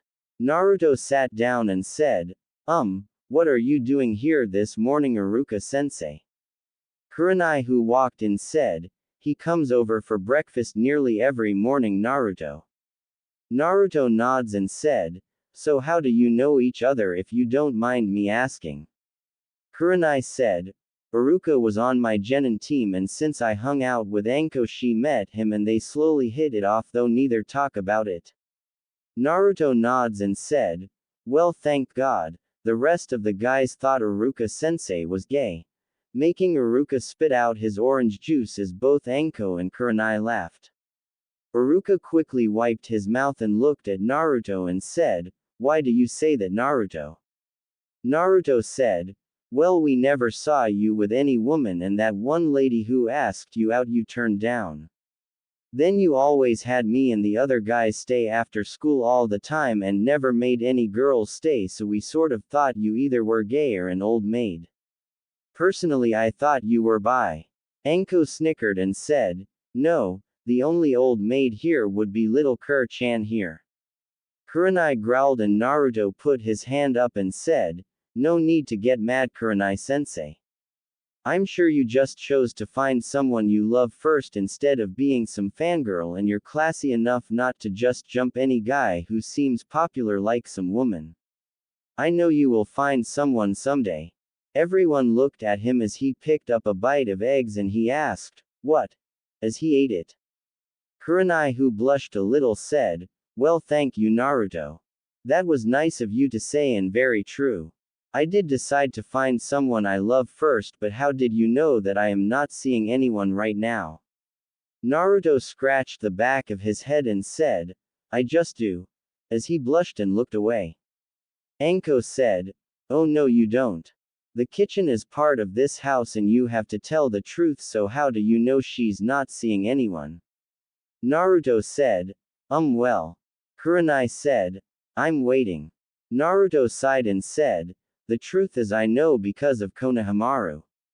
Everyone blinked and Iruka asked, "What does Konohamaru have to do with anything?" Naruto said, "Well, he heard me talking to his grandfather one day and I asked who you were and he asked his uncle Asuma all the time since then, and he said if I have a reason to know who you are then he should also, since he sees me as his eternal rival for wanting to be Hokage, so he asked me all the time why I want to know you, and since I never tell him he tells me what he knows, seeing if he can guess it, and I just remained silent, so I heard about your nickname as the Ice Queen of Konoha. Personally I think that title should go to Sasuke, but that's my opinion," as he took another bite. Kurenai said, "So why did you really want to know who I was?" Naruto said, "Curiosity. I mean I wanted to know why you saved me that day. Now I know, at least I think I know. I'm not for sure though. I'm not real used to people doing things for others without reasons," as he finishes eating. Kurenai said, "Well, you can get used to it from now on. I mean you don't have to worry about the rest of the village here. Well, I hate to say it, but I must be getting to my team. Have a great day everyone," as she got up and left with Shushin.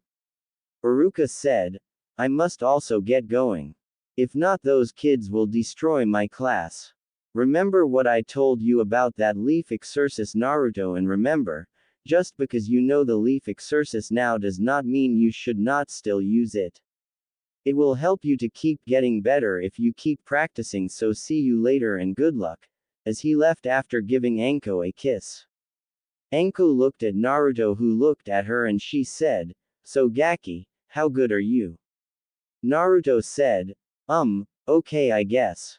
I know Henge, Replacement, Kujubunshin, no Jutsu, Harem Jutsu, 1,000 Years of Death, Cloak of Invisibility and Hiraishin." Anko dropped her sake she had now poured and said, "Show me." Naruto sighed as he reached into his weapon pouch and threw it at the wall behind him, and he disappeared and reappeared with a yellow flash.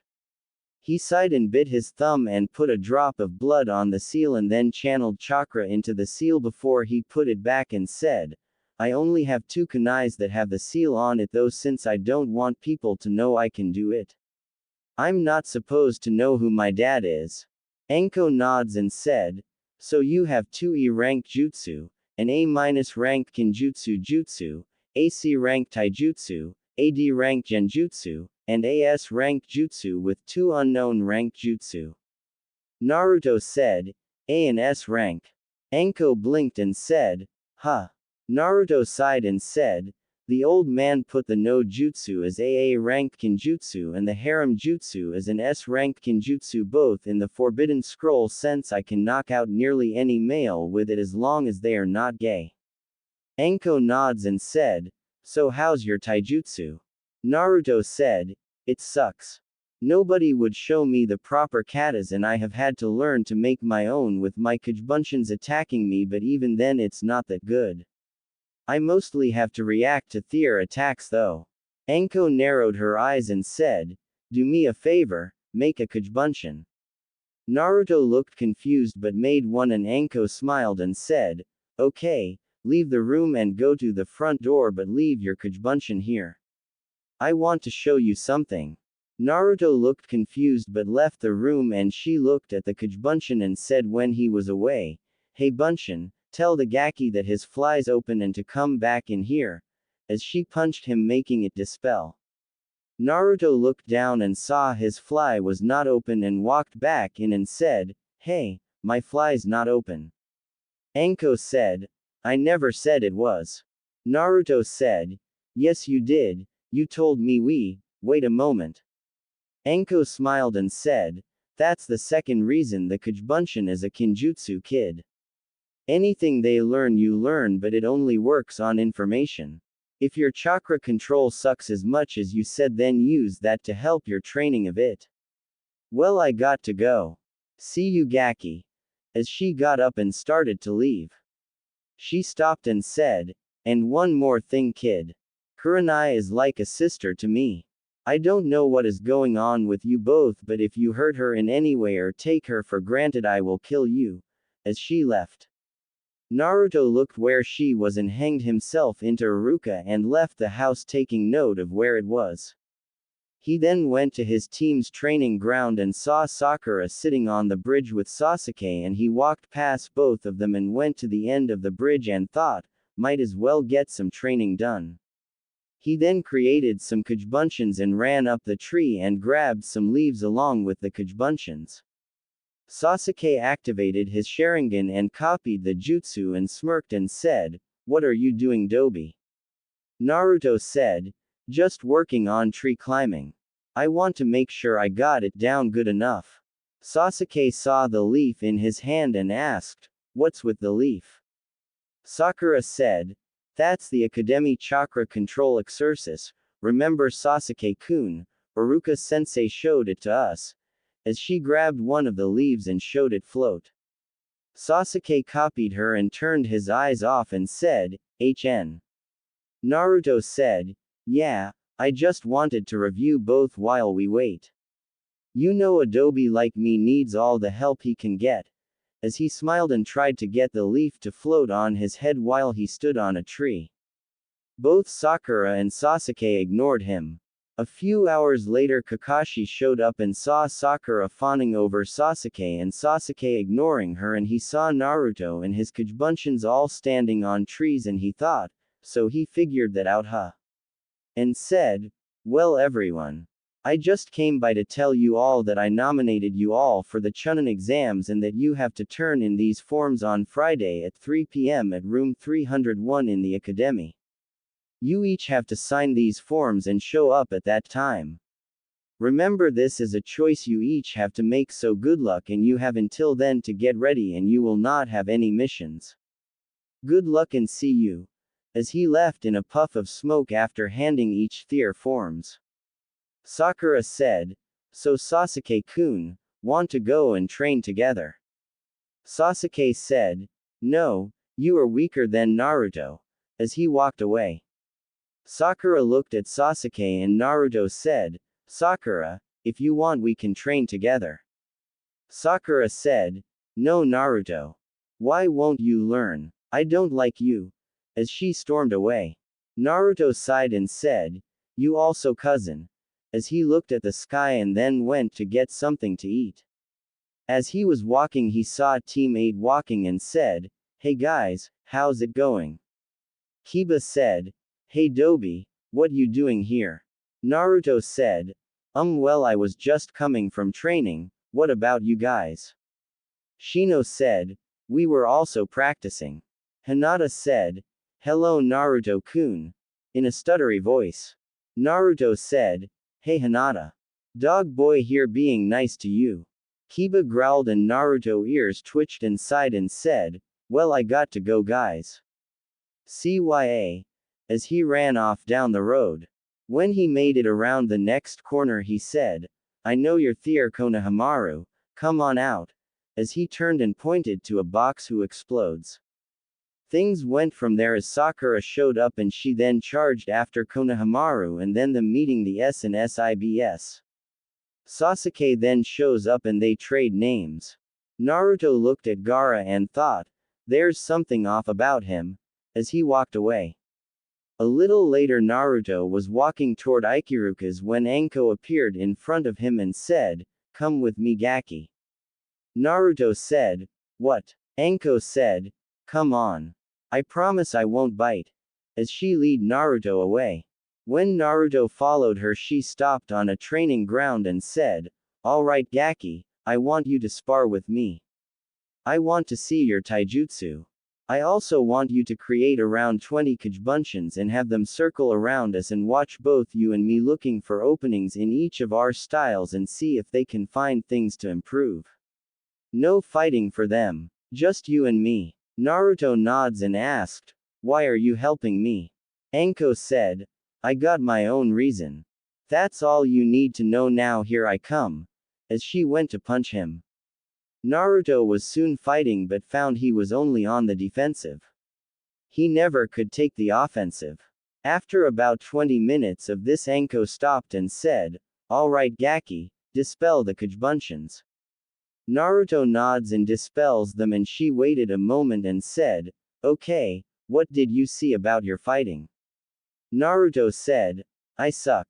Anko snorts and said, "True, but you're flexible. Your speed sucks, but you have good battle instincts.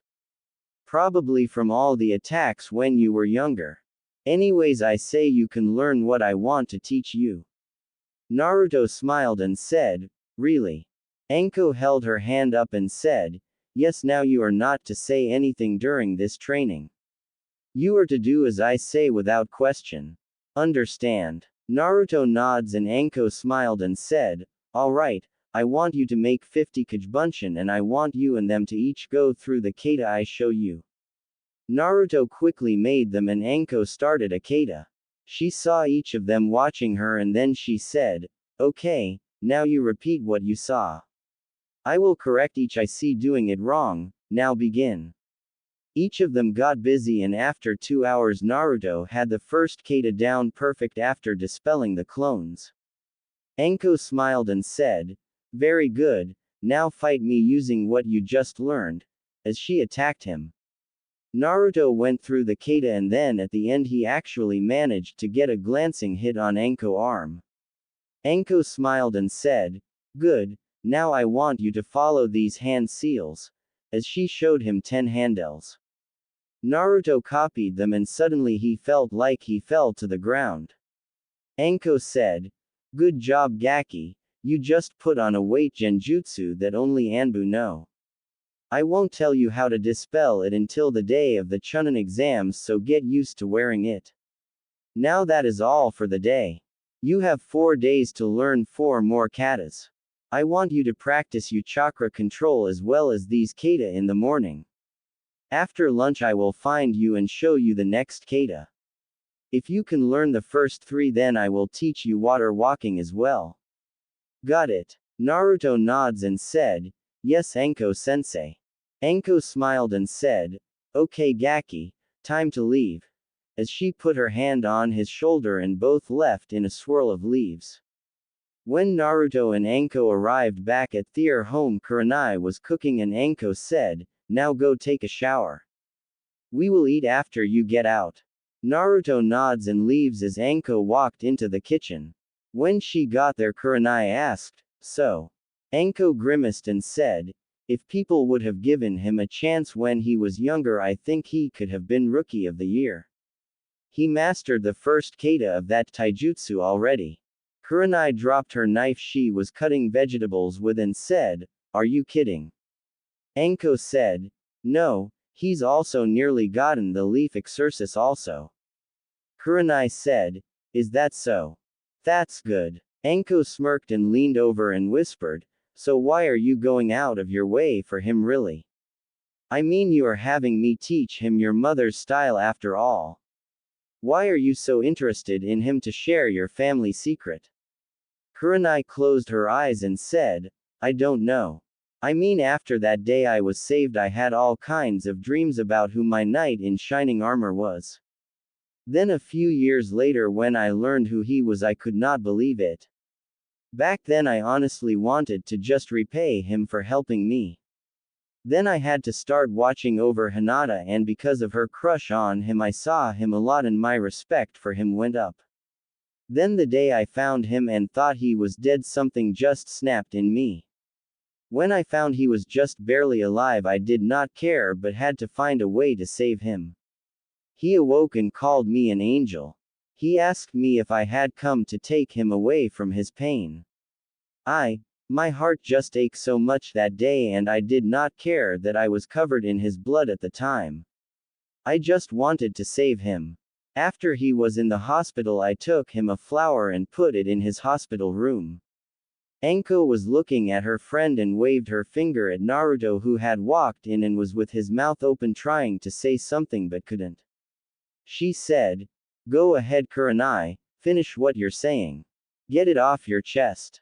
Kurenai sighed and put her arms around her and said, "I don't know.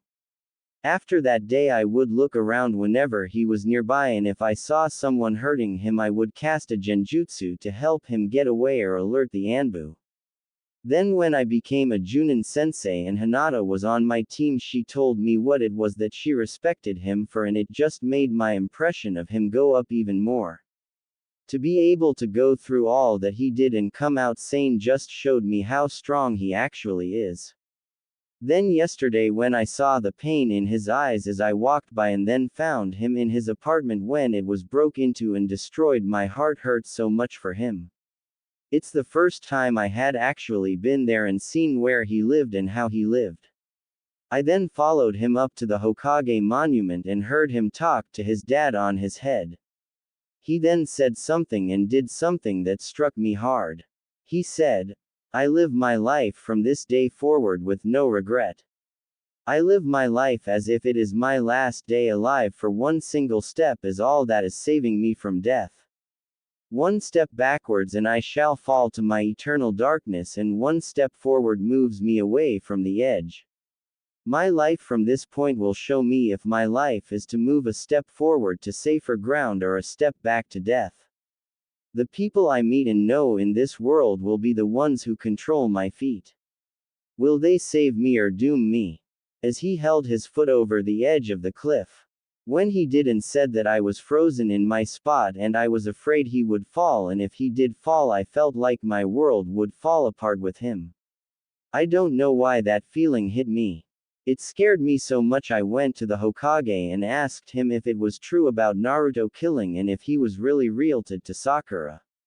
I was hoping deep down the Hokage would say no, so that way I could say my feelings I had then were fake but they were true. I tried to go to sleep that night and forget it all, but I couldn't. I laid there and the storm that came felt like my emotions. That was why when I saw the flash of lightning I made the decision to save him from his pain. To become the angel he called me all those years ago. To move his feet away from the edge and move him further to safety. Anko said, "In your arms." Kurenai, who was so caught up in her turmoil, failed to realize what Anko truly meant and said, "Yes, in my arms, wait." "What?" As it hit her and she looked at her friend. Anko laughed and said, "Relax, Kurenai, you're going to blow a gasket. But seriously, it sounds like you got it bad for him. If he feels the same, are you going to go with him?" Kurenai sighed and closed her eyes and said, "I don't know, Anko, I am 19 and he's 14. I am a Junin and he's just a Genin. What if we started to get close and he later found out he does not like me?" As she felt a pair of arms wrap around her from behind. She said, "Okay, Anko, you can let me go." As she opened her eyes and looked to the side and saw Anko sitting there with a smirk on her face. Kurenai paled and looked over her shoulder and said, "Naruto, how much did you hear?" Anko said, "Gaki's got some serious stealth skills. I mean, he came into the kitchen not even a minute after I did and heard everything from the moment I leaned over to you, but how do you take such a quick shower, kid?" Naruto said, "My apartment water would only run for 4 minutes at a time, so I had to learn to take a shower quick," as he let go of Kurenai and stepped back from her. Kurenai turned and said, "Naruto." Naruto smiled and said, "I know. I feel something for you. I don't know what it is because I never felt anything like this before, but I want to try and learn what it is though. If you want to, we can just go one day at a time and see where it leads. What do you say?" Kurenai thought a moment and said, "I would like that, but what if things don't work for us? I mean, what if you decide you want someone else like Hinata?" Naruto smiled a sad smile and said, Hinata and I are not going to be together. I know she likes me, but I could not tell her otherwise because it would destroy her. I don't know what happened to make her that way, but I know that if I were to tell her, she would close herself off. I tried once to talk to her and she did not show up to the academy for the next 3 days. I figured if I just acted like I did not notice, things would be okay and maybe she would outgrow it. I do think she a friend since she never hated me but never anything more. Kurenai looked at him and then after a few minutes asked, what about the villagers? I mean, what if they? She was stopped as Naruto put his finger to her lips and said, I said I would live my life with no regret. If you want to do this, I will live my life under that rule always. We also don't have to tell anyone until we want to. The only ones who need to know are the ones in this house. Isn't that right, Iruka-sensei? As he looked over his shoulder. Iruka smiled at his one-time student and said, I suppose so, but how did you know I was here? Naruto said, well, you smell of chalk. Iruka smiled sheepishly and Anko said, so little Kur-chan, are you ready to grow up and be a big girl now? As she smirked. Kurenai shot her friend a look and said, perhaps, but in baby steps. As she pulled Naruto forward and gave him a kiss on the lips, causing him to go wide-eyed a moment before closing his eyes. After they broke the kiss, both looked into the other's eyes and both passed out. Anko and Iruka blinked as they watched this and looked at each other and then back at both of them who were on the floor, and Anko said, holy shit, as she went to Kurenai. Iruka walked over to check Naruto and he said, what the hell? As he looked at Naruto. Anko looked at Iruka and asked, what is it, Iruka? Iruka said, check out his neck. Anko walked over and looked and said, what the hell is that? Iruka, who looked at Kurenai, said, I don't know, but look, Kurenai has one also. A voice from behind both of them said, it's Naruto heritage. Making both Iruka and Anko look, and the third Hokage was standing there. Anko asked, what do you mean his heritage? The third sighed and said, since I take it you are aware of some of what's going on, I will just say that Naruto mother is from the land of Whirlpool. That symbol right there is called a spira. The Uzumaki family were the founding family in Whirlpool and they were known for their loyalty, especially to those they love. What I was told was that when they find love, and I mean true love, their first kiss causes what you just witnessed. Them passing out and getting that mark on their neck. What it does is link them together in life and death. Iruka asked, what do you mean, sir? The third said, Naruto mother did not die from childbirth. She died because her husband died. The moment one dies, the other will die, so that way they will be together in both life and death. Kurenai and Naruto are now the same way. They both love each other deeply, but they did not realize the true depth they did. That was why when they kissed it happened. I am classifying this in SS rank secret and is not to be told to anyone, including both Naruto and Kurenai. I don't want them to feel that they have to love each other yet. I want them to fall all the way on their own. Is that understood? Anko said, so you're telling me that when either Naruto or Kurenai die, the other will as well? The third nods and Anko sighed and said, well shit, this is great. The third smiled and said, oh, it's not that bad if you think about it. This way neither will ever feel the sadness of death of losing their most precious person. I am sure you and Iruka would not want to live without each other if you could. Iruka asked, how did you know about this, sir? I mean, how did you know Naruto was here? The third said, I have been keeping an eye on Naruto since he arrived yesterday because of what happened with his first kill. I saw him and Kurenai on the monument and I was watching a few minutes ago to see what was going on, so as soon as I saw them pass out I instantly shushin here to tell you both what happened so you don't freak out and alert the rest of this village, because I know both want to keep this secret. Now I know Naruto is keeping secrets from me and I understand why. His use of that just you being one of them. I have responsibilities to his father that he left for me for him and I can't break my promise to him so Naruto will have to wait until he is 16 or a Junin. Now I don't want Naruto or Kurenai to know I know so don't tell them about me coming here or what I have said. The mark on their neck will be gone by morning when they awake again. As I said the only thing I know is that mark does is unites them in life and death but if either starts acting strangely let me know. Understand? I will then inform them of the mark and all but I want them to have some happiness and I don't want them to fear life either so please don't tell them. Enko sighed and said, fine but you have better help keep them a secret. I don't want either to be hurt by idiots. You know we have a surplus of them. The third smiled and looked at Iruka and said, you know I do everything I can for Naruto sir. If this makes him happy in life so I will keep it a secret as long as it does not hurt them. Kurenai has been like a sister to me over the years and Naruto a little brother so yeah, I am happy for them. Enko said, well we better get them to bed and I could always do a few more photos opportunities. Iruka smirked and grabbed Naruto as Enko grabbed Kurenai and took them to Naruto room. The third smirked and left. The next morning when Kurenai woke up she moaned and arched her back and looked around and blinked and thought, what the hell am I doing in this room Aegean? As she looked and saw she was laying on Naruto Aegean. She then looked and blew back with a nosebleed.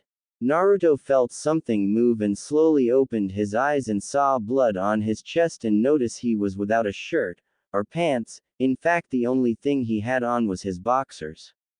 He heard a groan and looked over and went wide-eyed as he was blew back with a nosebleed. Kurenai slowly got up off the floor and saw Naruto now had a nosebleed as well and she looked at herself and screamed, Enko, as she quickly grabbed a bathrobe and put it on to cover her since she was only in a bra and panties. Enko smirked as she looked at the photo she had taken the night before as she quickly left the house. Naruto when he woke up again saw Kurenai ranting about killing Enko and he asked, what happened? Kurenai said, Enko pulled a prank on us, as she stopped ranting and looked at Naruto.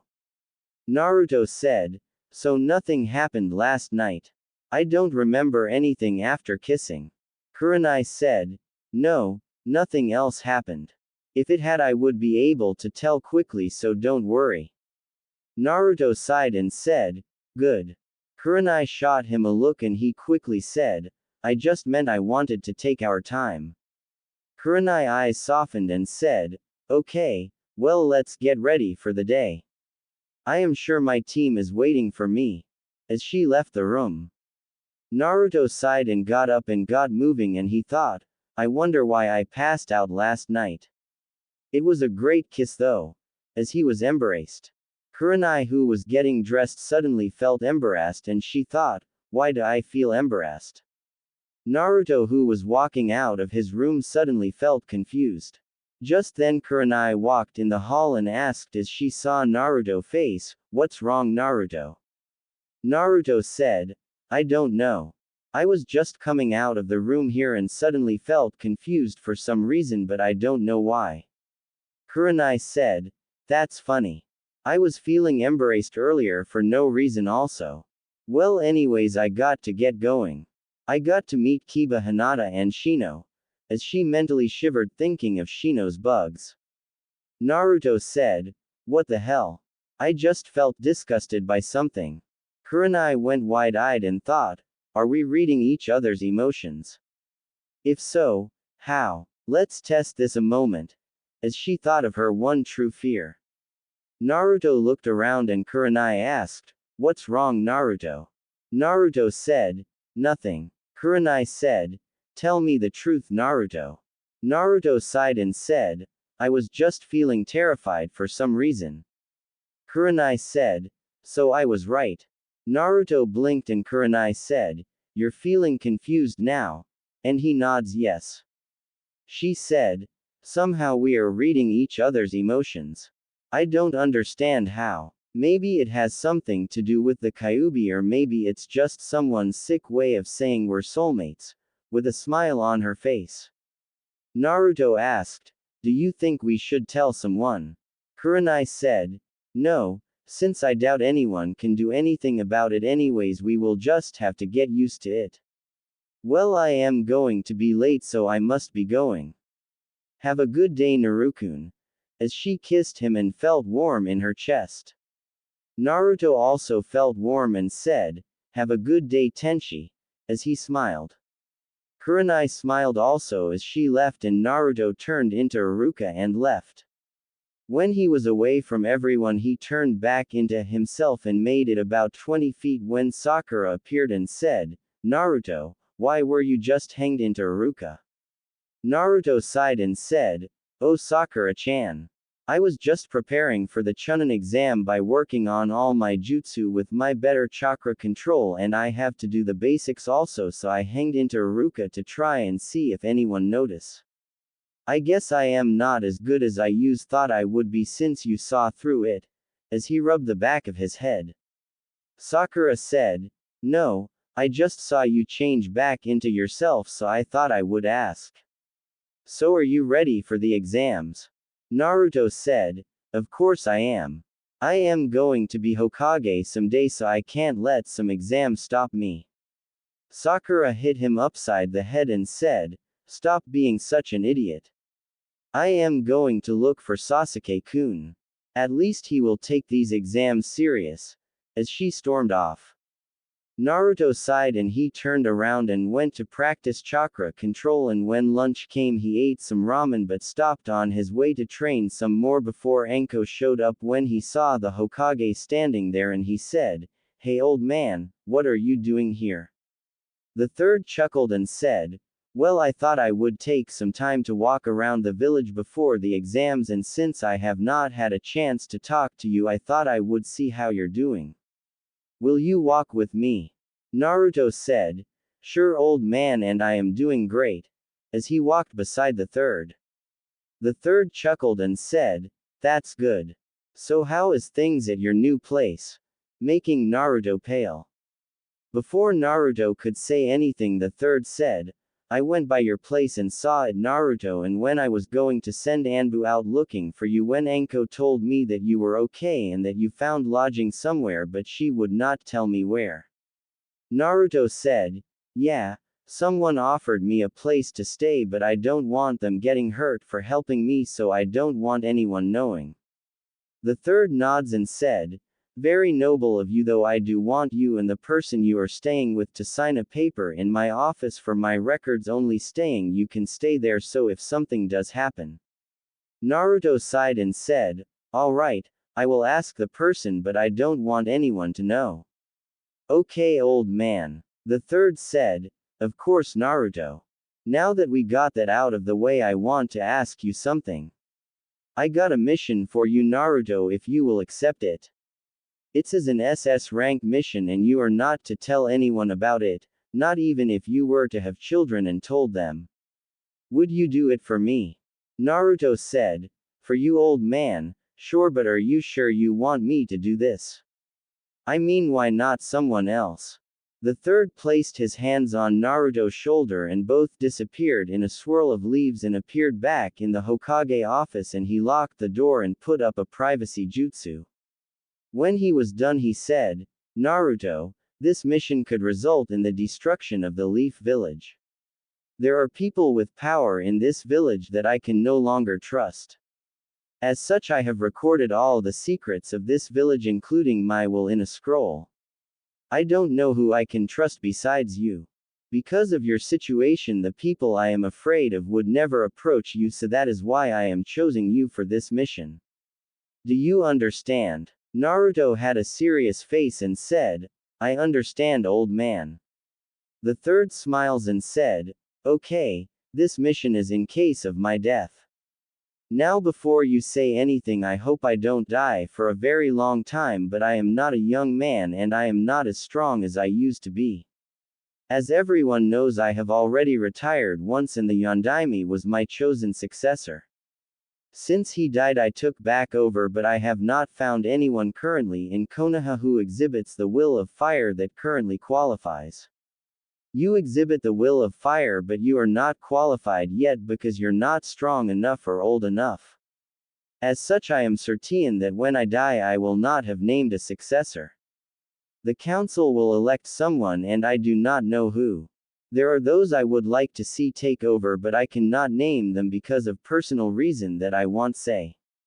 The mission I am giving you is the key to the secrets of Konoha and my will. My will includes the summoning contract for my family as well as instructions for Konohamaru when he gets older.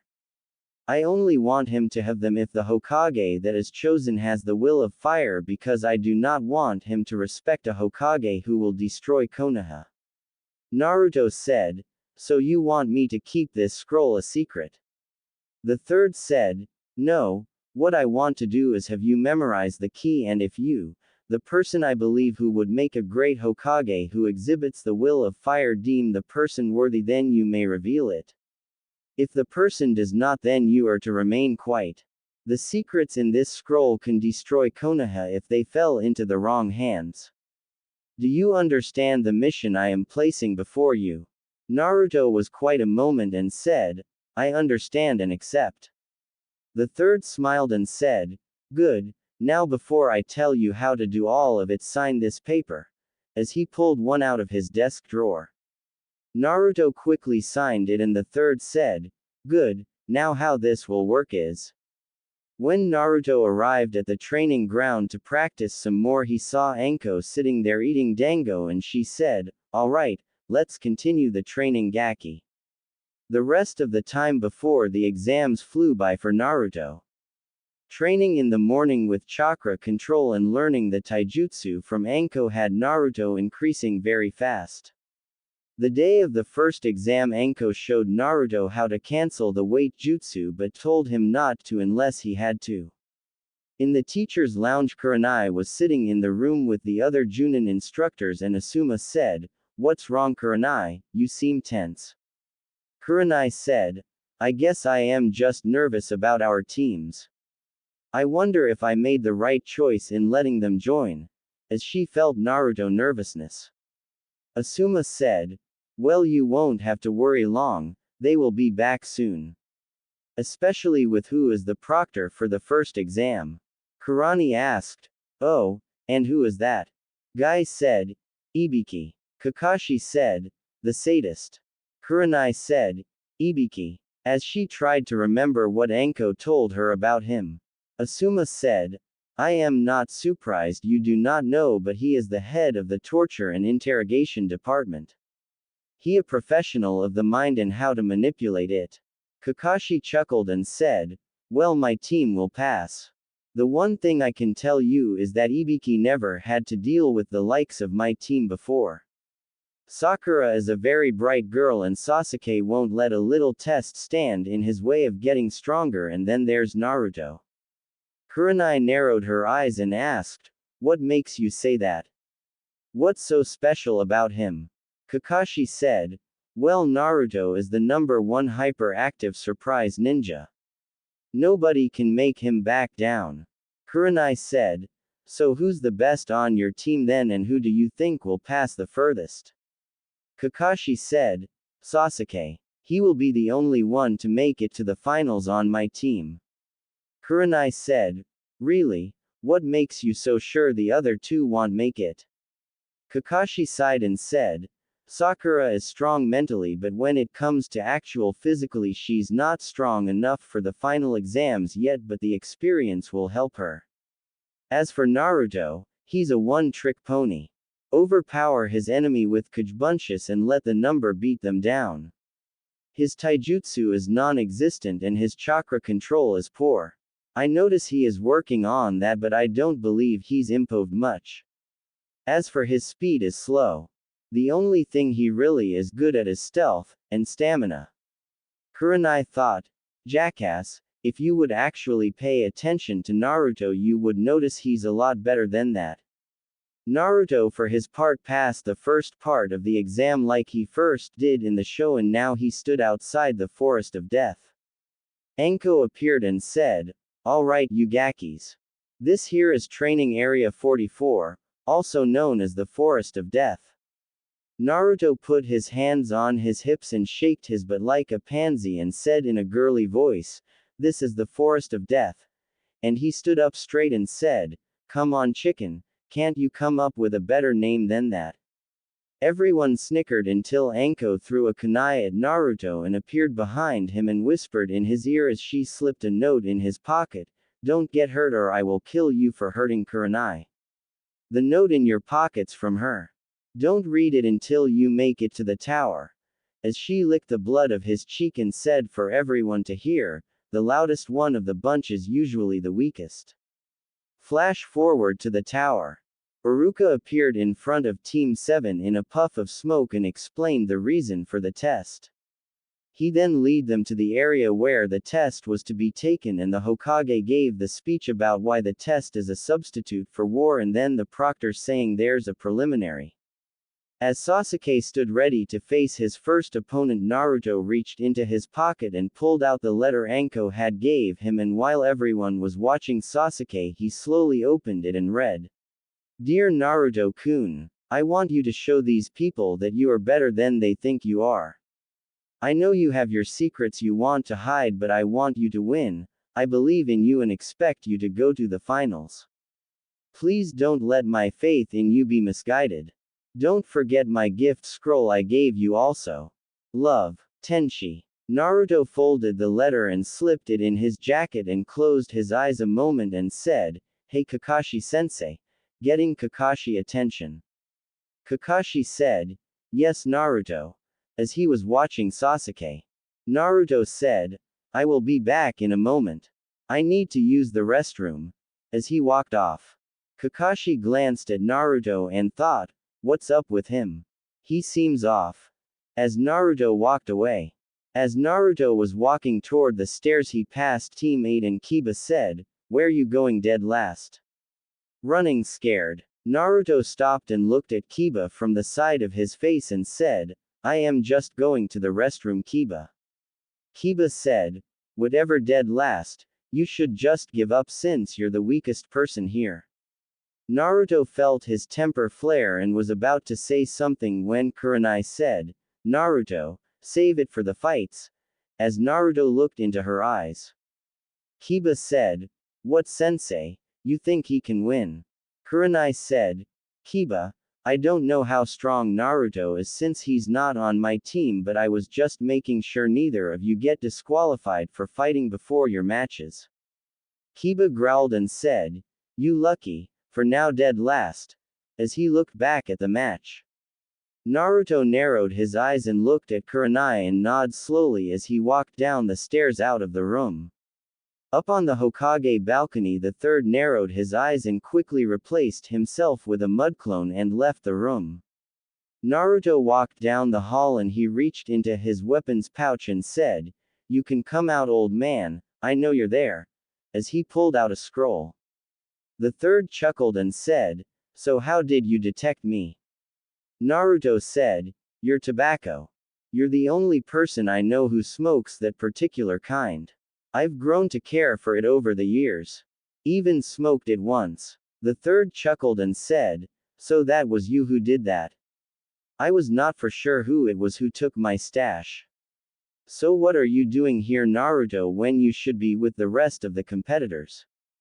Naruto closed his eyes and said, "Do you know anything about seals old man?" The third looked curious and said, "A little, why?" Naruto took off his shirt and jacket and said, "That snake guy did something to the seal." The third narrowed his eyes and said, "Show me." Naruto channeled chakra to it and the third said, "I see, I can fix this if you want.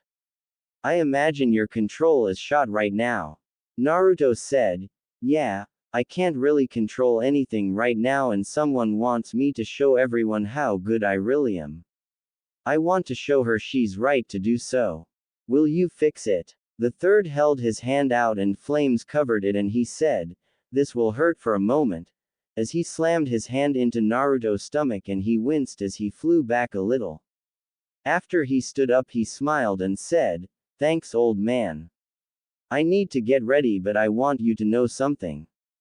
Something I have been hiding from you. I know who. The third held up his hand and said, I have known for a while, Naruto, that you know.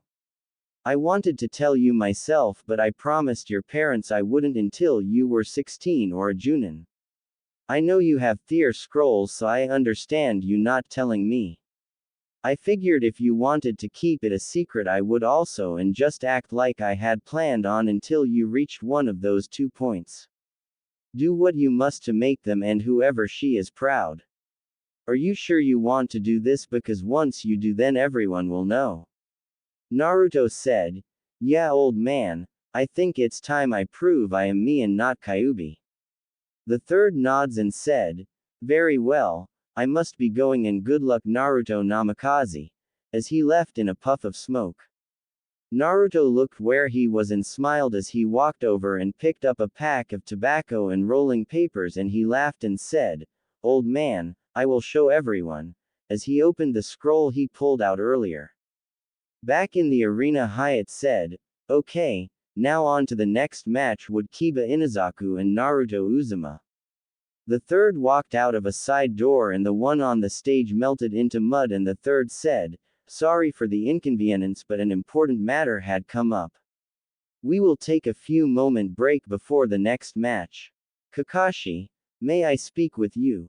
As he lead him out of the room. Kakashi blinked and followed to where the third was, and the third said, So how did the ceiling go? Kakashi said, Okay, except Orochimaru showed up. I have Sasuke under Anbu protection right now. Has something happened? The third said, Well, I want to know why you did not inform me that Orochimaru had messed with Naruto's seal, making Kakashi go wide-eyed. Kakashi said, I did not know, sir. He seemed fine when he arrived right before the matches. The third said, Did you even talk to him? I mean, you should have been able to tell something was wrong when he was standing right beside you on the balcony, but you did not even look. I already took care of the problem, but I am putting you under advisement. Once the exams are over, I am looking at how you are training all 3 of your students. I have heard things from other Junins that have not pleased me, and if I find them true, you will be doing D-rank mission personally with Guy watching you, making sure you do them. Do I make myself clear? Kakashi paled and said, Yes, sir. The third nods and asked, So what are Naruto chances against Kiba? And I want the truth. Kakashi thought a moment and said, Not very good, sir. Kiba and Akamaru, from what I hear, are like most in his clan, strong-spirited, fast, and deadly at their clan jutsu. Naruto has the Kajbunshin as his one attack, and that's it. The third narrowed his eyes and said, So you mean to tell me that you have not taught him anything in the last 6 months? Kakashi said, Naruto chakra control is so bad I am afraid to teach him any ninjutsu, sir, besides tree climbing. The third asked, What does chakra control have to do with taijutsu, speed, strength, or anything else besides ninjutsu? Surely you don't expect me to believe that you have not even considered trying to improve him in those areas. I mean, I have seen that Sasuke has your weights on when he returned from Wave, and as you know, there is more to being a ninja than just ninjutsu. Kakashi looked down and said, I have no answer for my failings, sir. The third sighed and said, Kakashi, if Naruto passes this test, I am going to have someone I trust oversee the rest of his training for the finals. It's obvious you don't give a damn about Naruto, as he walked back into the room. Kakashi sighed as he looked down before he walked back in the room. The third said, All right, I am sorry for the wait. We had some genins who were still in the forest causing trouble, not realizing the test was over for them, so now we may continue. Hyatt said, Will Kiba Inazaku and Naruto Uzumaki please come to the arena floor? Kiba jumped over the rail with Akamaru in his coat and said, Yahoo boy, we got an easy match, as he landed and walked to the center of the ring. Hyatt looked around and said, would Naruto Uzumaki please come to the floor? A voice said, I already am. As a cloak of invisibility fell beside Kiba as Naruto smirked, shocking everyone by his ability with the genjutsu that fooled everyone and his new cloths. Naruto was wearing a pair of black pants and a red shirt with a black ninja vest. He had 2 holsters on each leg, black combat boots, several scrolls inside his vest that you could see. H's shirt was sleeveless and he had 3 different headbands. The one on his left arm was a Konoha headband, the one on his right was a Whirlpool one each on a white sash, and the one on his head was a Konoha one on a blue sash. To top this outfit off, he had a long cloak that was also sleeveless, but the bottom of it was a deep blue with a whirlpool drawn on it, and it went up to middle of his back before turning to a pale blue before it turned into a beach scene as it showed palm trees waving in the wind with waves crashing onto the beach. On top of the scene in the sky above the island was the kanji for maelstrom. Naruto walked over toward the railing and walked up the side and stood on the rail as he took off his cloak and said, Kurenai-sensei, would you mind holding this for me? Someone special to me had this made for me and I do not want it damaged, and I am afraid a few people up here might set it on fire like they wanted to do my orange ones in the past. Kurenai smiled and said, Sure Naruto. I can do that for you. As she took it and folded it across her arm. Naruto smiled and backflipped off the rail and landed on the ground and said, Alright, I guess I am ready to beat you dog boy, but don't cry when I do. Hyatt said, The next match begins, now, as he jumped back. Naruto slowly started to walk around Kiba, who was looking at Naruto, and said, So Kiba, since you're an Inazaku, that means you use your dog as a partner, have heightened senses and a short temper. Kiba growled and said, You should just give up dead last, you can't beat me. Naruto smiled and he reached into his vest and pulled out a scroll and said, In Wave Country I saw Kakashi-sensei do this, so I thought I would copy the copycat.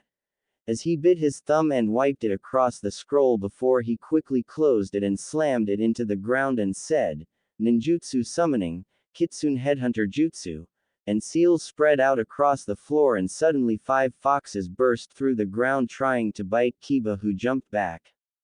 Kiba said, What the hell was that? I never seen or heard of anything like that before. Up in the stands several people also were wondering the same thing. Kakashi thought, How the hell did he do that? I never expected anything like this from Naruto. Also, how did he get a fox contract? Is he in contact with the Kyuubi? Naruto smiled and said, So how do you like my version? You see, normally you would have to have a summoning contract to use summon animals. That is if these were summon animals. As each fox burst into smoke revealing another Naruto. Kakashi said, I see. So he used the Kajbunshin jutsu and henge to make them look like foxes and then used the distraction of the scroll while he made them. Naruto, who was down on the floor, said, Actually, no Kakashi-sensei. I started studying a little bit about seals right after I graduated from the academy, and I saw where people could seal weapons and other items in scrolls, so I thought if they could do it with weapons, why could they not do it with Kajbunshins hanged as weapons? It took me a while, but I finally figured it out. Then after the wave mission where I saw you summon dogs to catch Zabuza, I thought I would try it that way also. Pretty good copy if I do say so myself. Kiba growled and said, Shut up dead last. You may have surprised me with that trick, but now that I have seen it, you won't fool me again. Naruto said, Good, since I threw you off your game, let me show you something else I learned. This time from a demon named Zabuza. As he threw a whole handful of smoke bombs on the ground covering the entire floor. Suddenly a kunai was thrown out of the smoke at the ceiling with a smoke bomb attached to it also, as it stuck in smoke covered the roof. Everyone looked at it but saw nothing besides the kunai and smoke bomb until they both could not be seen because of the smoke. Then Naruto voice said, Now Kiba, I have taken away your ability to use sight with the smoke. Now you have to use your ears and nose to find me, but the thing is Kiba. I also have heightened senses. After all, I did detect a master of silent killing before Kakashi-sensei did and alerted the team, forcing him to use a replacement with a white rabbit who had been raised indoors. Sakura may have yelled at me and called me an idiot for alerting the team, but had I not, then Zabuza would have killed Kakashi. The sad thing was he still got his caught in a water prison jutsu and I had to save him. He then thanked Sasuke and Sakura and I had to haul his back to the client's house because he passed out from chakra exhaustion. Isn't that right, Kakashi-sensei? Everyone on the balcony looked at Kakashi, who looked down, and Kurenai thought, serves you right, Kakashi. Kiba growled inside the smoke and said, like that matters, you're here acting all big and bad and yet you won't even fight me.